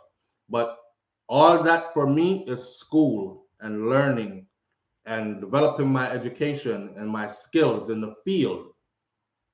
This is what I try telling us that when I say stuff, it's from a personal place a lot of the times, because there are a lot of us here that are doing the exact same thing. And then you get to that door where you're like, oh, okay, time has come, time to go. I have all these expertise. My finances are in place. I've built connections over the years. But rotted people are dead like fly down them afraid, yeah, man. Now go. You know how much people you just box help out of their mouth? You know? You just box help out a whole lot of people's mouth by scaring the living daylights out of someone who is ready to go do just that. I'm not worried about money, because in the field of what I do, money naturally comes with it. I'm more worried about leaving a legacy behind. I'm more worried about helping in unconventional ways. Like, and again, I regurgitate, I've said this before. For instance, in occupational therapy, if I have a patient and their hand, say for instance, they had a stroke, their hands contracted like this, right? Like this, and it's, of course, you can't use it. See, I can build a splint, right? And I can loosen the contracture and build a splint. Sometimes some contractors, of course, need surgery because it's been like that for too long and whatever. But for those who are not rigid and just happened not too long ago, I could build a splint. And then when I build a splint, fashion a splint, I can have their hand in a position and train that hand to in a functional position. See, here you have to deal with insurance and who is approved and who can afford this through insurance versus who can't, and that's this and that and the other. So you get to watch people who you could actually help, and then you can't help them because them insurance don't cover that your expertise and so on and so forth. His insurance only covers physical therapy, so he can't have occupational and physical therapy. Her insurance is the basics, so she can't have none of these therapies. Remember that girl I told you all about in the facility? Because she had aphasia and she didn't know that this is how she sounded when she was speaking. So you can see the frustration, and she was pretty young and she caught a stroke, right? And this is how it affected her brain. And I was so hurt because I wanted to help her, but I couldn't because she didn't have the insurance. And I can't be in the people facility giving out free services. What I used to do is I would hide and I would work up a little treatment plan for her, and then I would go talk to the CNA that works with her, and I say, hey, try to do this with her, right? Let me show you real quick. Try to do this with her all the time and do that with her as often as you can. It's going to help her. That's all I can do. And then I'll go about my business like, you see, hip hop, Ricardo Scott, hip hop, hip hop for me. But you can't help them. In Jamaica is a different story. You could be unconventional. You can me can go find material out of anything. I could bargain with people even. All right, Master George, your son need help. Me know you don't have the finances and things. So here what? Me's a man with like fresh food, right? So instead of me have to go run down the market all the time, just have my yam them, have my Hana banana ready when we come through, and this and that and the other, and we can barter and bargain. I no longer have to grocery shop. I'm eating good food, organic food, homegrown food, and I'm providing a service in return. That's the kind of stuff I'm looking forward to doing in the near future. So my journey is it's a journey. It's a journey. You know, when people rush me and them I talk about, you know, I do nothing for nobody, go and go help. If you want to help so much, go back on the ground now and all that. That's just like how I tell people, this running to Africa or thing with no makeup. You're gonna run to Africa with what? Africa has its own set of problems. So you're gonna go over there, go do what? Be a burden to the system, or you're gonna try to figure it out. Do you know how many Africans have been there trying to figure it out for how long? And they're extremely intelligent. Now make the world fool you. See? You have to have, you got to line your ducks up, as my grandma would say. Put your ducks in a row, line them up, and then you're ready. So adapt with the pan, and then we'll be ready, right? So, Flo, if all your children, mother, and islander are from the Caribbean, that's a weird question at this time, but I guess you're curious and want to know. The answer is no. Facts. Jamaica standard of living way higher than most African countries. I don't know that. Gamma, me don't know that. I never been to most African countries, so I can't speak like that. But I know that there is good life in Jamaica to be had, and there's contribution to be made that we can all be a part of. It's you choose what you want to be a part of and how you want to help, and you line up yourself that way, and you contribute in that way. Not true? Remember, I know the whole of we only have a limited amount of time here. But I come feel like you're gonna on earth forever. I don't care how you're big and strong and feel tough now. You're there come to. See? So what are you leaving behind? What legacy are you leaving behind? Who are you going to be helping that's gonna talk about you when you're gone?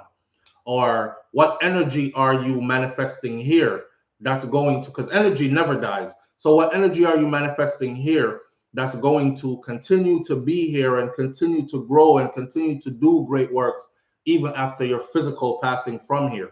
And that's where I'm at in life with all this. I was in Tanzania this summer. Their standard of living is pretty solid. I've seen some. Well, my sister was in Tanzania. I think she stayed there for 2 years. But I've seen some beautiful pictures out of Tanzania.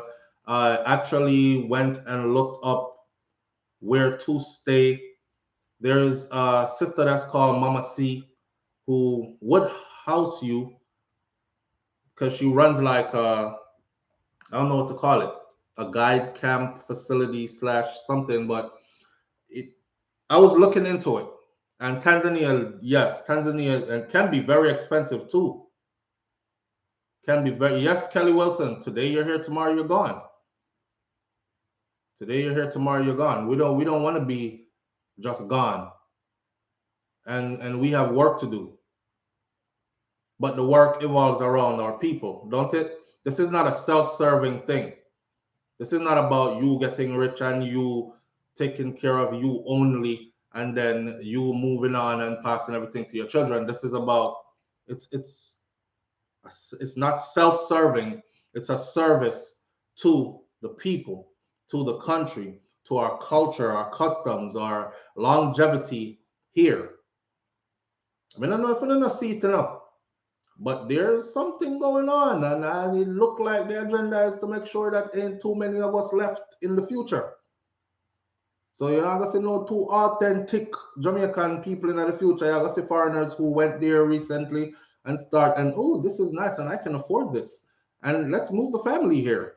And then what's your background when you go talk to them? Oh, I'm from so and so. And you're like, oh, so you guys weren't like your grandmother is not from no. No, my grandmother is still in the motherland, Italy, or my grandmother is still in the motherland, Germany, or my grandmother is still in the motherland, so and so. The rest of us, we just moved here and now we own stuff while our group gets smaller and smaller and smaller till we don't exist no more. So we better start help each other the best way we can. Yo, Flo, me rate you, John Star. Yeah, I'm a G dog. Give me two girl, no dog. Ambitious hustler. You did good till you reach at the end, brother, but give me two girl. You did good till you reach at the end. Me can't give you no girl. I'm not into not child trafficking, but human trafficking, sir. I can't give anybody any girls. Only it's only human traffickers and pimps can give out girls. I don't have any girls to give out. Yeah, man. But at some point, I had to let my eldest children, at the time they are 11 and 15, and that changed them drastically. Now they even went to school for 2 years there.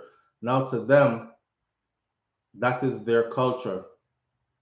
Christine, exactly, exactly.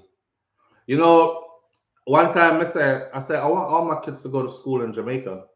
Why? If majority of the people was like, SouFLo, yeah, either. I really thought you had sense until you said that. With all the stuff that's going on there with children, you want to go send your kids to boarding school in Jamaica where you're not going to be around, you just there far and live your life. Somebody said, one woman said, especially your daughters, if you love them, don't do it. If you love them, don't do it. Remember, I know a knocks me going up. So me used to say the borders, because I wasn't a border. Me used to cross river and roll up pants foot for go school. And then when we reach up at Knox Hill foot bottom there, me roll down pants and hopes and sometimes the pants get wet, you make sure it dry. But them time that we wear navy blue and light blue. So the pants color dark anyway, so you can't really see if it's wet or not. But we have come from through the struggles, and the boarders now they live on campus. They will wake up in the morning, go to the cafeteria for breakfast, get ready for school, walk down to their classes and all these other things. We are bata on the minibus are coming. See? So I had again the best of both of those worlds. And seeing that in my mind, I'm like, damn, I want my kids to experience this. At the first time I see a woman ride a bike. There was a woman that her child went to Knox when I was going there, and the child, we're real snobby picking them. No qualms about it. Are rich people picking them, and just the way how her people lived.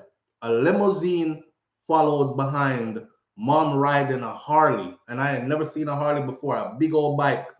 And up Knox Hill with a limo follow back car. You know. I had never seen a limousine either in person until then. So when end of year come now and them come pick up them picnic, you see all these luxury vehicles line up. She kiss up her mummy and everything, take out her things out the dorm, or the help take their things out the dorm. Could you bring my suitcase down and this and that, and them jump in? She jump in at the limo. Mommy back on her bike again, lead the limo out down Knox Hill, and I'm like, damn.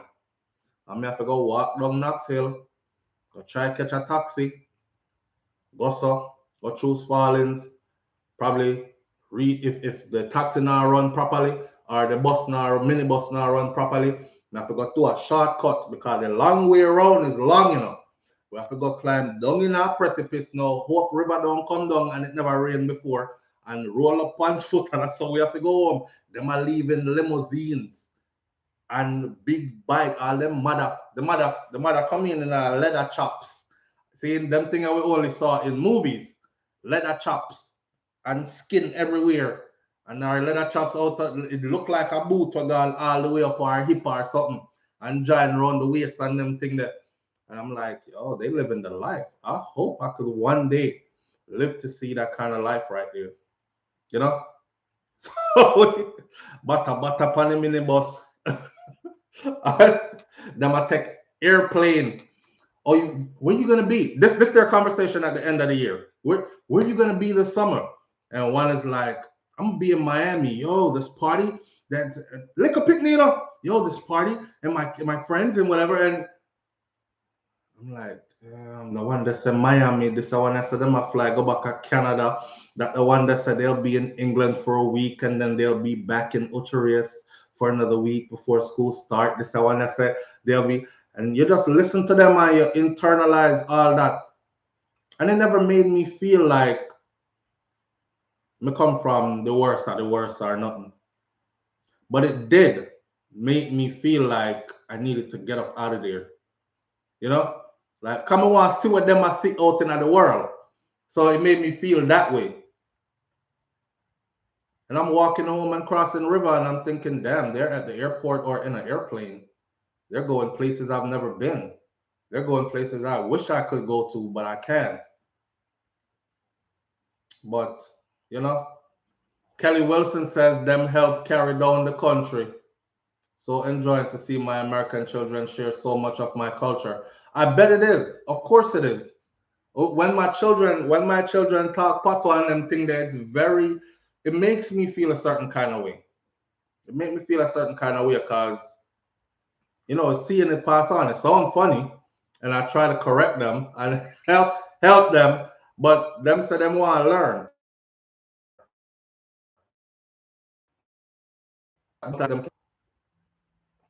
Buy stocks, join them on the money train. These people are actually helping the economy, man, because Knox is an institution. It needs money for run it. These people have the respect. Because them not just leave them picnic anywhere, and they could afford to actually leave them in other places, if you know what I mean.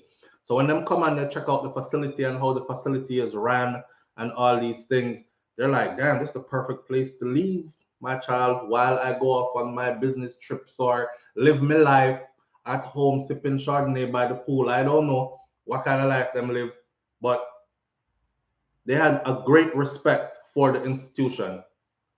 See, and they were spending a lot of money there to keep their kids there, which they still do to this day.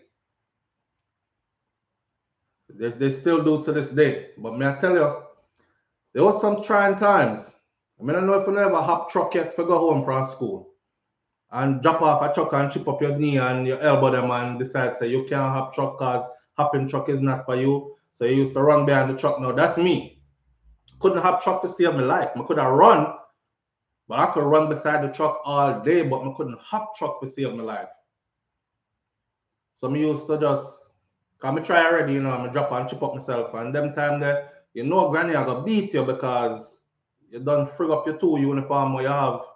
And them time, that time they have to go at tailor we go fix up this and dressmaker, we go take in that, and you're not like the kids them will tear up them clothes and come back with all new clothes. Our shoes used to go a shoemaker. You see, them just come back with new shoes, Nike this and Nike bubble bottom that, all black leather this and Tim boots and pour me. My shoes got shoemaker till shoemaker tired to see the shoes. When shoemaker see all my shoes, then them just beat it. You just put it on something and just beat this on. But that shoes. Time them give one new pair of shoes because you shoes I can't survive next year.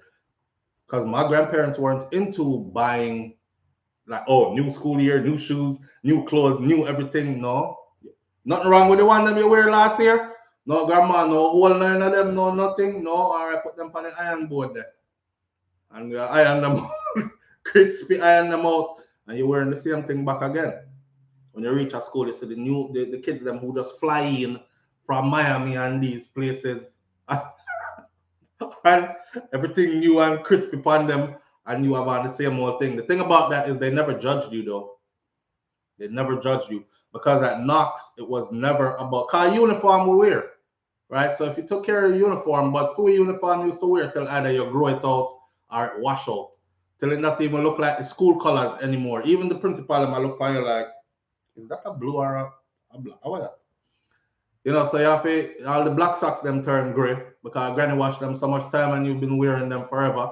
The bottom of them tear out, but they don't know because you're putting in your shoes and these kind of things. You know, fun times, man, and fun memories. This is the Jamaica that I love. This is Jamaica that I love. I want to tell you something. For those of you who might be thinking of boarding your children, Knox is a good place to board them out. May I tell you, the discipline is up. The safety and security on the campus is up. The teachers there don't play, right? It's all about education. I can't speak for any other institution because I didn't go to any other institution. But me I talk about that place there. See, Knox Prep, Knox College. That place there. What else? Oh, the food. Listen me. At the first place me go. School, you know. Them get one whole fried fish, you know. One whole fry. The fish fry and escovitch and everything, rice and peas, lunch. Lunch look like dinner at some nice Jamaican restaurant. When you see lunch and you pick them lunch plate, the food alone, me used to say, yes, the people them care about me. Because them spend them money and make sure say, yeah, for me come. I mean, me have to roll up on foot and cross river and I don't fly out to go nowhere. But when lunchtime come, me used to excited. Me used to excited all stew peas. When you get your stew peas, buy some bowl. And them used to do what? Chop suey is another thing I remember with. Yo, just anything them give you, it look like a restaurant serving of food. To this day, and are them to that. And that's what you want. And they're in a safe and secure environment. It's a family up there, and it's still the same way to this day. Still the same way to this day. But I'm glad somebody can fly out now, though. That time in my life came where I too got on a plane and then got to experience what them did I experience. Remember one little youth, you know, Dane, I forgot his last name, but Dane was his first name. That youth that him used to show off your hearted. When him come in, you know, American apple is different from Jamaican apple, right? So when him come in and him having American apple, open him lunchbox, take out the American apple and him a crunch it. And me I look on it and I say, what fruit is that? And him said, this is an American apple. Me want to say, can I taste it? But you know, Granny said, if you have pride in yourself and you don't beg people for them food, you definitely don't eat from nobody. Worse, him start biting at the apple already. Me no want no time out. But I really wanted to say, can I taste it? You know? Can I taste it? Because maybe me could have taste piece of what foreign tastes like. Can I taste it? They used to call me egg and bread because we grow chicken and grandma cook. Grandma give you fried egg every day. You want an egg sandwich, and then when she get tired of the fried egg, she says she have to go switch it up now. So you get your bully beef. So them start calling me bully beef and bread. A fried egg and bread, them used to call me, and then them start calling me bully beef and bread. Make me want to fight people. Cause them two things they alone me get. And she used to pack my lunchbox. And there's something there. Pack my lunchbox, even though lunchbox wasn't needed because lunchtime is, may I tell you, a big serving of food. But weed up on the road all day just to reach that school where they roll out of bed as boarders and walk down to their classes. See?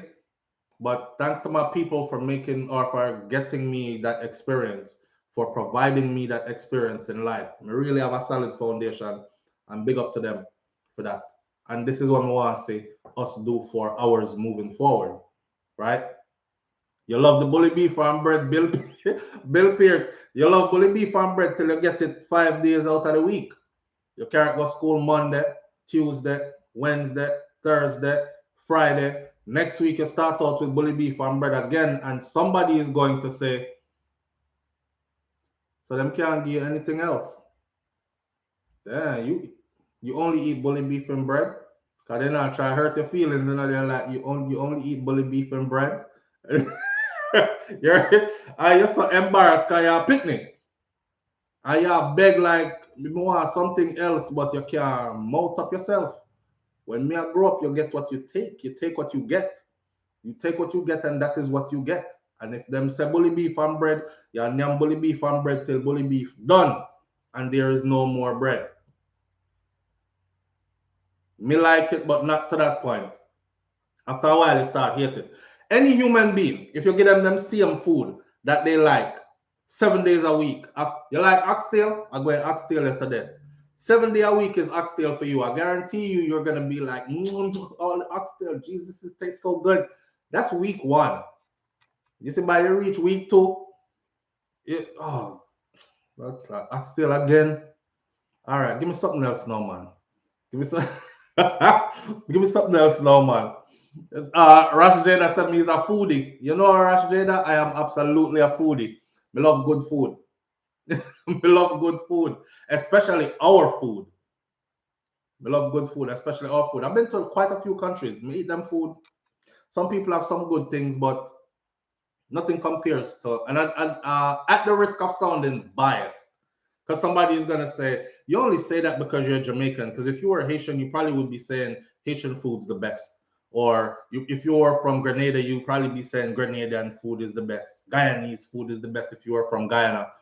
I don't know, but I've been to quite a few places. Nothing compares to Jamaican food to me. So Jamaican food, yes. The Trinidad have some things. The other Caribbean islands have some things that I like as well that we don't do. In Jamaica, it's not our typical dish, and I like them too. But 10 out of 10, every time you can give me Jamaican food. Just pick anything off of the menu, and I'm good to go. You know, I go around to my mother's house the other night and she roast some pork, and this woman knows I don't eat pork, you know. But here my mommy now, she sliced off the pork and she sliced off the pork and she said, and it's so succulent and you know she juice just a drip out tight and it well cooked, you know, and everything, and she's baiting me, right? And me I said, mommy, you know I don't eat pork, right? She said, yes, man, me know, but come taste this. Just a little piece. So how you say you don't eat pork and when you're in Jamaica you eat pork? I said because they're not grown the same way. This a Yankee pork. This a pork you have all kind of something in it. She says the pork in Jamaica is the same way too, baby. No matter make nothing fool you. Gone are the days when like your grandfather used to grow pork so you know which part your pork come from and what you know feed it. Cause we season the animal them as they're growing. See, that's why the meat is different. Our pork, our pig them never run around and push dirt to them mouth and eat all kind of foolishness. Our pigs ate the fruits and vegetables and everything else that was left over from us. You see, if we peel cane, all of cane and chop cane, all of that going to the hog pen. If we peel potato, banana, breadfruit, all these things, all of that going to the hog pen. So this is how the pig growing. Now by the time the pig they're ready for slaughter, anytime you not even have to season them, right? You just part it up, clean it up, and throw it on the fire. And when you throw it on the fire, you can smell all the stuff that you put into the animal, that don't take my word for it. And for all the people who don't eat pork, I feel business that me not eat pork nowhere else but in Jamaica. When I touch down, if me see a grill smoking, the first grill I see smoking is a I'm pulling over. Right? Let me see where I deal with on that. All right, give me a piece of that right there, and some of that, get some of that right there. I'm gonna eat it, but I go to our house the other night and I end up eat the pork. I want to see me around there. She say, you want some more, don't? I say, no, mom, I'm good. You know, I'm not really eat pork like that. I just taste it. It tastes good though. All the while behind her, I'm hoping that one of my kids take a plate because done me I done for them plate when I left the house, you know. So pride, and oh, he doesn't eat pork. Me I stick to me. He doesn't eat pork till me catch one for them plate. Cause them now left them granny house without them plate, and me definitely are digging at somebody plate around here.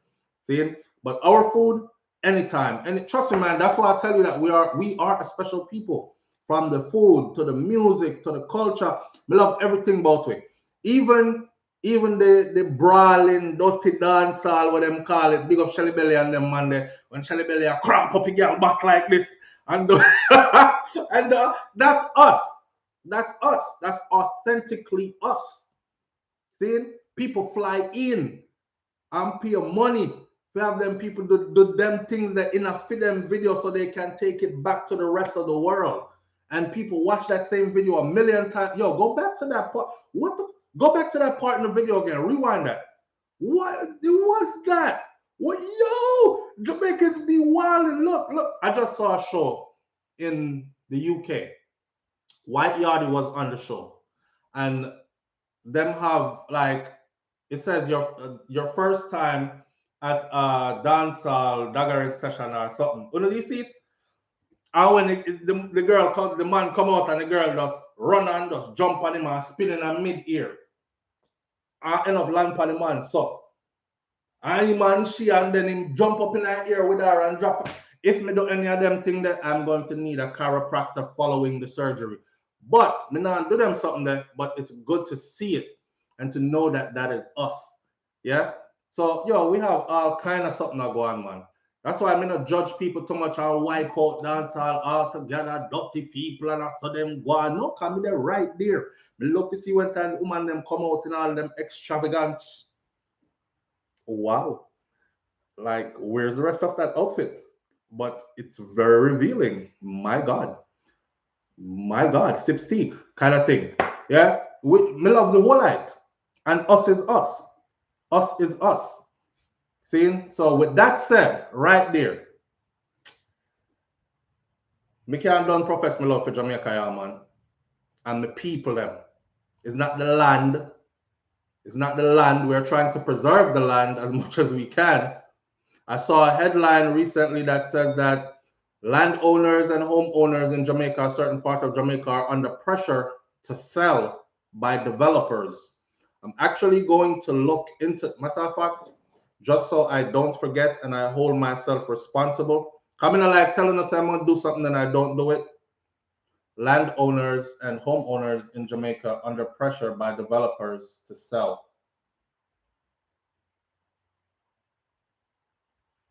Boom. See that? So when I'm done here, I'm going to go dig into this and see what this is about. Because we had an extensive conversation on one of our visits to Jamaica not too long ago. And it was about that. And it was about how them are coming and thief up the land. Land that your people left for you, but somebody scared you from going back. So you're like, yeah, my daddy did, I left enough land left for me, you know, but them can't take it. Me not doing that. Me not doing that. And I'm not encouraging anybody else to do that. Come on now, your people put blood, sweat, and tears into that for you. For you. And they held it long enough for you. So you are this, you know, go back there because them can't take it. Don't do it. Somebody is walking in and don't even have to pay a penny fee. All them do is take over the taxes for the land, pay it for a couple of time, and next thing you know, farm up them own paperwork and everything. Land gone. Big resort built up. on a piece of land where your father, grandfather, and great grandfather to work out them soul case for, to make sure that you would own something, a piece of the rock one day. Me not do that. Not running nowhere. See? And I'm encouraging y'all to don't run nowhere either. Tired of talk to Jamaican people overseas. SouFLo, my dad passed away 2 years ago. I remember one lady said her dad passed away. Two stories I remember. One day, one called me from Jamaica, and I had her on the phone. And as she was on the phone, is that district constable, she said, or some lawman ended up coming to the house because she had made complaints.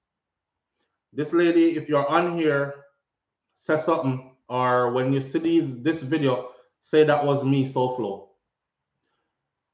Our people dead and left land. She's been in Jamaica for, I think she says 2 years or 3 years or something. She don't even go outside. This is how much she is determined. I actually had to tell her, I said, listen to me, be careful. Be careful because you don't even go outside. So that tells me you don't have nobody around you. She says, no, I'm here by myself. I'll pack up. I left overseas. I came here because I'm not letting all my parents' hard work go to nothing, right? She said they poisoned her animals. She had a whole bunch of animals. They poisoned them. She woke up one morning, all donkey dead, horse dead. They had donkey, horses, pigs, cow, goat, all kind of something. Huge piece of land. The people them poison off the animal them. The people them keep telling her that they're going to get her off of the land. It is hers, right? And they're trying to scare her out of Jamaica. And she'll make up her mind. And I applaud her bravery because the average person who gets a threat, them gone. Worse if you threaten them and then them wake up in the morning and all the animals are poisoned, they're gone. She said she thought about running, but she is like, you know what? If this means that I die here, then so be it. I will have to die here. But they're going to have to kill me to get this. They're not getting it. And as she was talking to me on the phone, the law enforcement officials came and she said, I'm going to keep you on the phone. So, and I'm going to act like I'm not on the phone with anybody so you can hear everything that they were saying. And the law enforcement officials sound so daft and lackadaisical, like there was no emergency in what the sister was saying to him. And she had tell him how much time she made her report, how they said they were coming by and never came by. Somebody could have killed me by now. She had a dog and she had the place grill up. I say, I don't want to inject fear in you, but do you have the place grilled up? You know, so them pop off grill and them cut through grill. How are your grills made? Are they on the outside or on the inside? Like safety, I went into talking about safety tips with her because she already made up her mind that she's not leaving, right? And yeah, she brave. She brave. Michelle Simpson, she is super brave. Trust me, the average person would have ran. She says, I don't have anybody here. I don't have a gun. I don't have anything to protect myself. I don't go outside, SouFLo. Me stay in, completely stay inside. And I haven't been outside in years. I was like, what the? I haven't been outside in years. That's how determined she is to not let them take away what her foreparents worked so hard for to build. She have a dog. She have a dog. She said that's her only means of security. And when she hear the dog a bark, she knows that somebody will come or somebody is approaching the property. And sure enough, while I was talking to her, the dog was acting up. The dog come in like an alarm because that dog that barked enough. And the dog was barking through the whole conversation to where I couldn't even hear her anymore. And then the conversation got clear. Hello, yes, I am Inspector so-and-so is what the person introduced themselves as. I always wanted for her to call me back because I lost the phone. Fear our phone call dropped our minds, whichever way. The conversation ended that way. And I was hoping she would call me back, and she never did. So I always like wonder. This wasn't long ago, this was a couple of months ago, just a couple of months just now. So I'm wondering now, like, is she okay? Did anybody do anything to her? Is she still there or did she leave yet? I'm still waiting for her to contact me again. Right? Crime and violence, man. Right, Karen? Karen Austin, crime and violence. That's the holdback. Crime and violence. And they threaten you first and see if you run away. And then a lot of people do run. Marco says they can have my land. Them can't have mine though. You can give up yours. Them can't have mine though. Them can't have mine. I'm willing to play dirty too. I'm willing to play as dirty as they want to get, but they can't have mine though. Them can't run me off fight and them can't have mine. They're gonna have to find somebody else to do that too. Nicole Walker says I would sell it. They don't want her to sell it. They don't want her to sell it. They want them to try and get her, them to try and run her off fight so they can have it. Because if she sells it, then they're gonna have to deal with a different set of people. Yeah, it's not worth your life, but sometimes some things it's not worth running away from. You know? Many people leave them good things and come live in other people's country like Papa fam. And they fight and struggle and bustle and they try to put up a front like it's all good. And it's not. You're living dead, walking dead. Your soul is dying inside, kind of thing. And that's because of these threats and these I'm afraid to go back and them can have Milan and I can't do it though. I cannot do it. I know it's not, I know material things ain't worth your life, but I've known too many people that have left because of crime and violence and threats. I know people living happily in them things. If you look back, all right, so me love my grandmother, right? And y'all know we just had her funeral in Jamaica not too long ago. And my grandfather is still there, him outliving wife. So me love them people. And to how I respect what they did because they lived a life with me in mind. They didn't have to do that. Enough people come and never care about who come after them. They lived a life with me in mind. It would be such a dishonor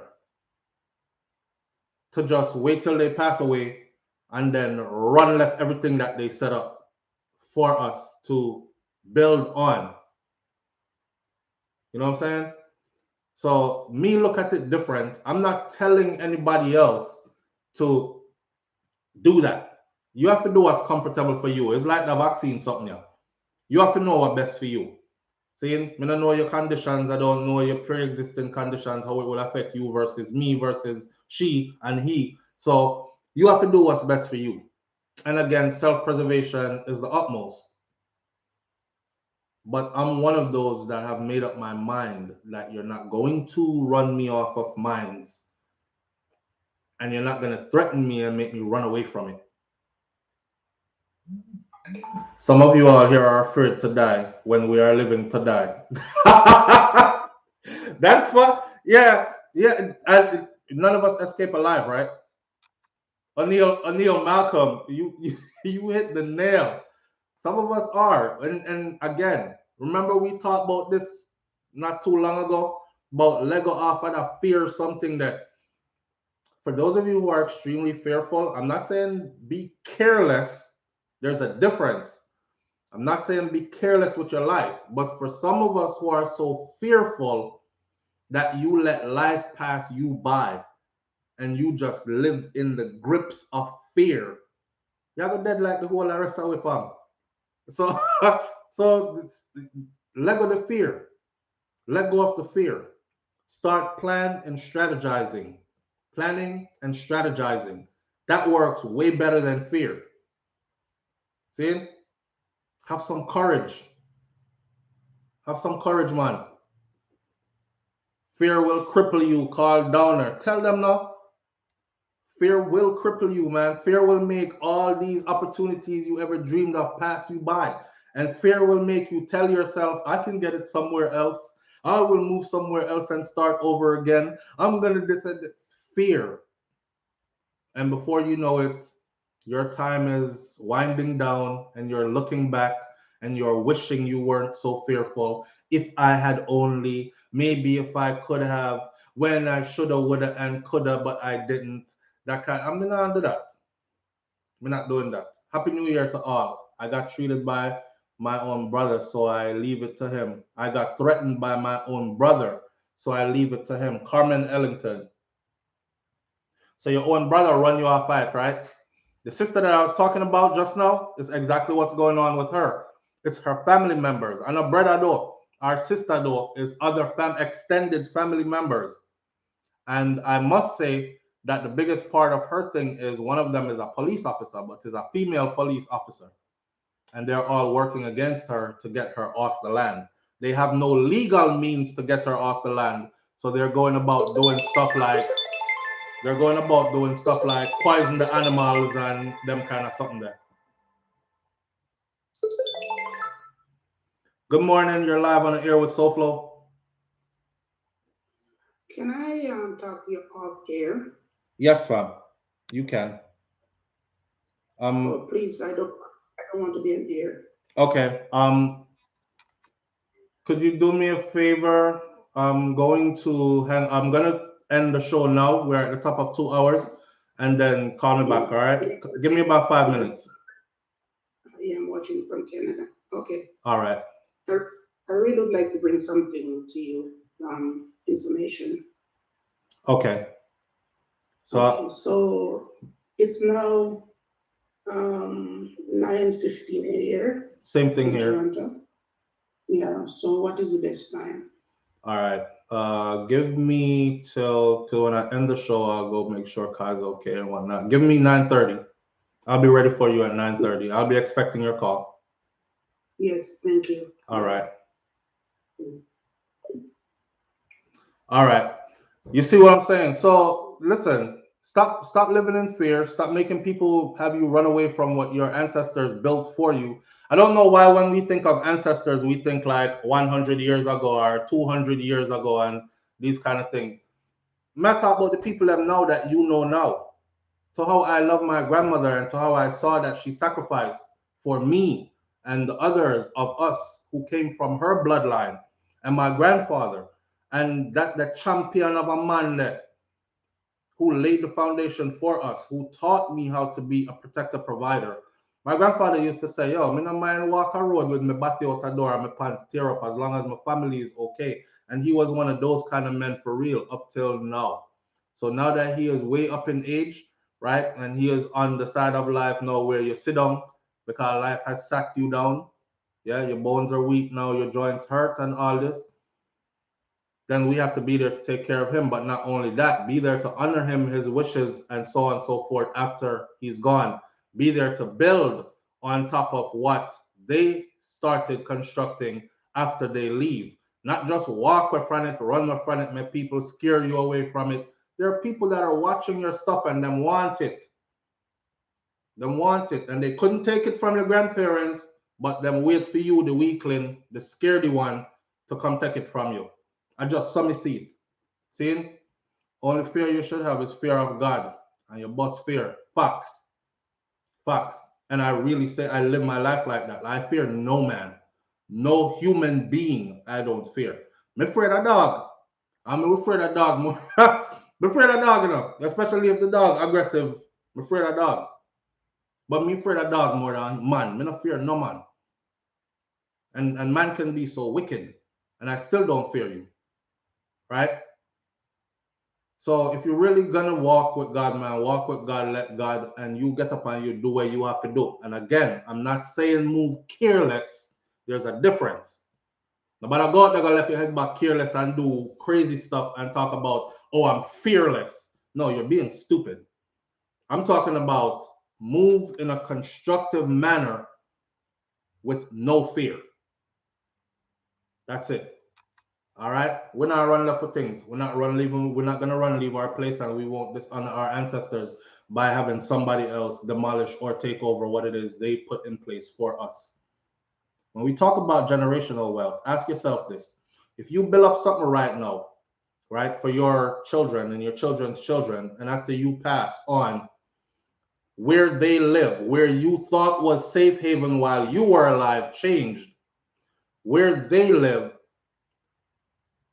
if you could see from beyond, you think your soul would be pleased seeing them just easily giving up and running off and leaving everything that you set in place for them? You wouldn't. You wouldn't. Yeah. And I don't want to see an angry picture of my grandmother in my head, although that woman they probably never get angry our whole life. But I don't want to see no teary crying picture no in my head of her or my grandfather. None of that stuff. Seeing? And with that said, we're at the top of 2 hours. Beautiful show this morning. Thank you for allowing me to speak. Thank you for being here. Thank you for being here. It's 2022, right? We're not doing no big resolution, nothing. I told y'all that before the end of this week, I'm going to do a whole strip down, which is, and I'm doing this not because I want to get naked on camera, because I'm not sexy like that, but, but because I want to hold myself accountable. Health is wealth. And I feel like we've been in lockdown situation now for over 2 years. So imagine not going to the gym, not working out, eating wrong, all this consuming stuff you normally only consume at minimal amounts. No, it's a regular diet thing for you for over 2 years. Your body has changed, right? So here's us taking back control a little bit, and I'm encouraging others to do the same. Where I got the idea from, I got it from Will Smith. So I'm not afraid to talk when we get the idea from, when we follow people, all these things. It's okay to imitate people when they're doing great things. Just don't imitate them when they're doing foolishness. So I'm gonna do the whole strip down, show the whole body, and then we're going to do a build up as the weeks go by, months go by. This is a 6 month thing from January to June, and then see where what we look like. I want 2022 summer to be the best summer I have ever had. I want 2022 to be the best year I have ever had. And I'm encouraging you to come along on that journey and to make it the best that you have ever had as well. Love and light. Big up on yourself. Manners and respect to each and every one of you. And thank you. And I'll catch you tomorrow morning right here. Even though tomorrow I'm going to be in Miami, but I'll try to do the show before I leave. The next day, as a reminder, I'm going to be in Atlanta, but I'll try to do, well, I'll find some way to get to you. All right? One love. I'm out. Peace.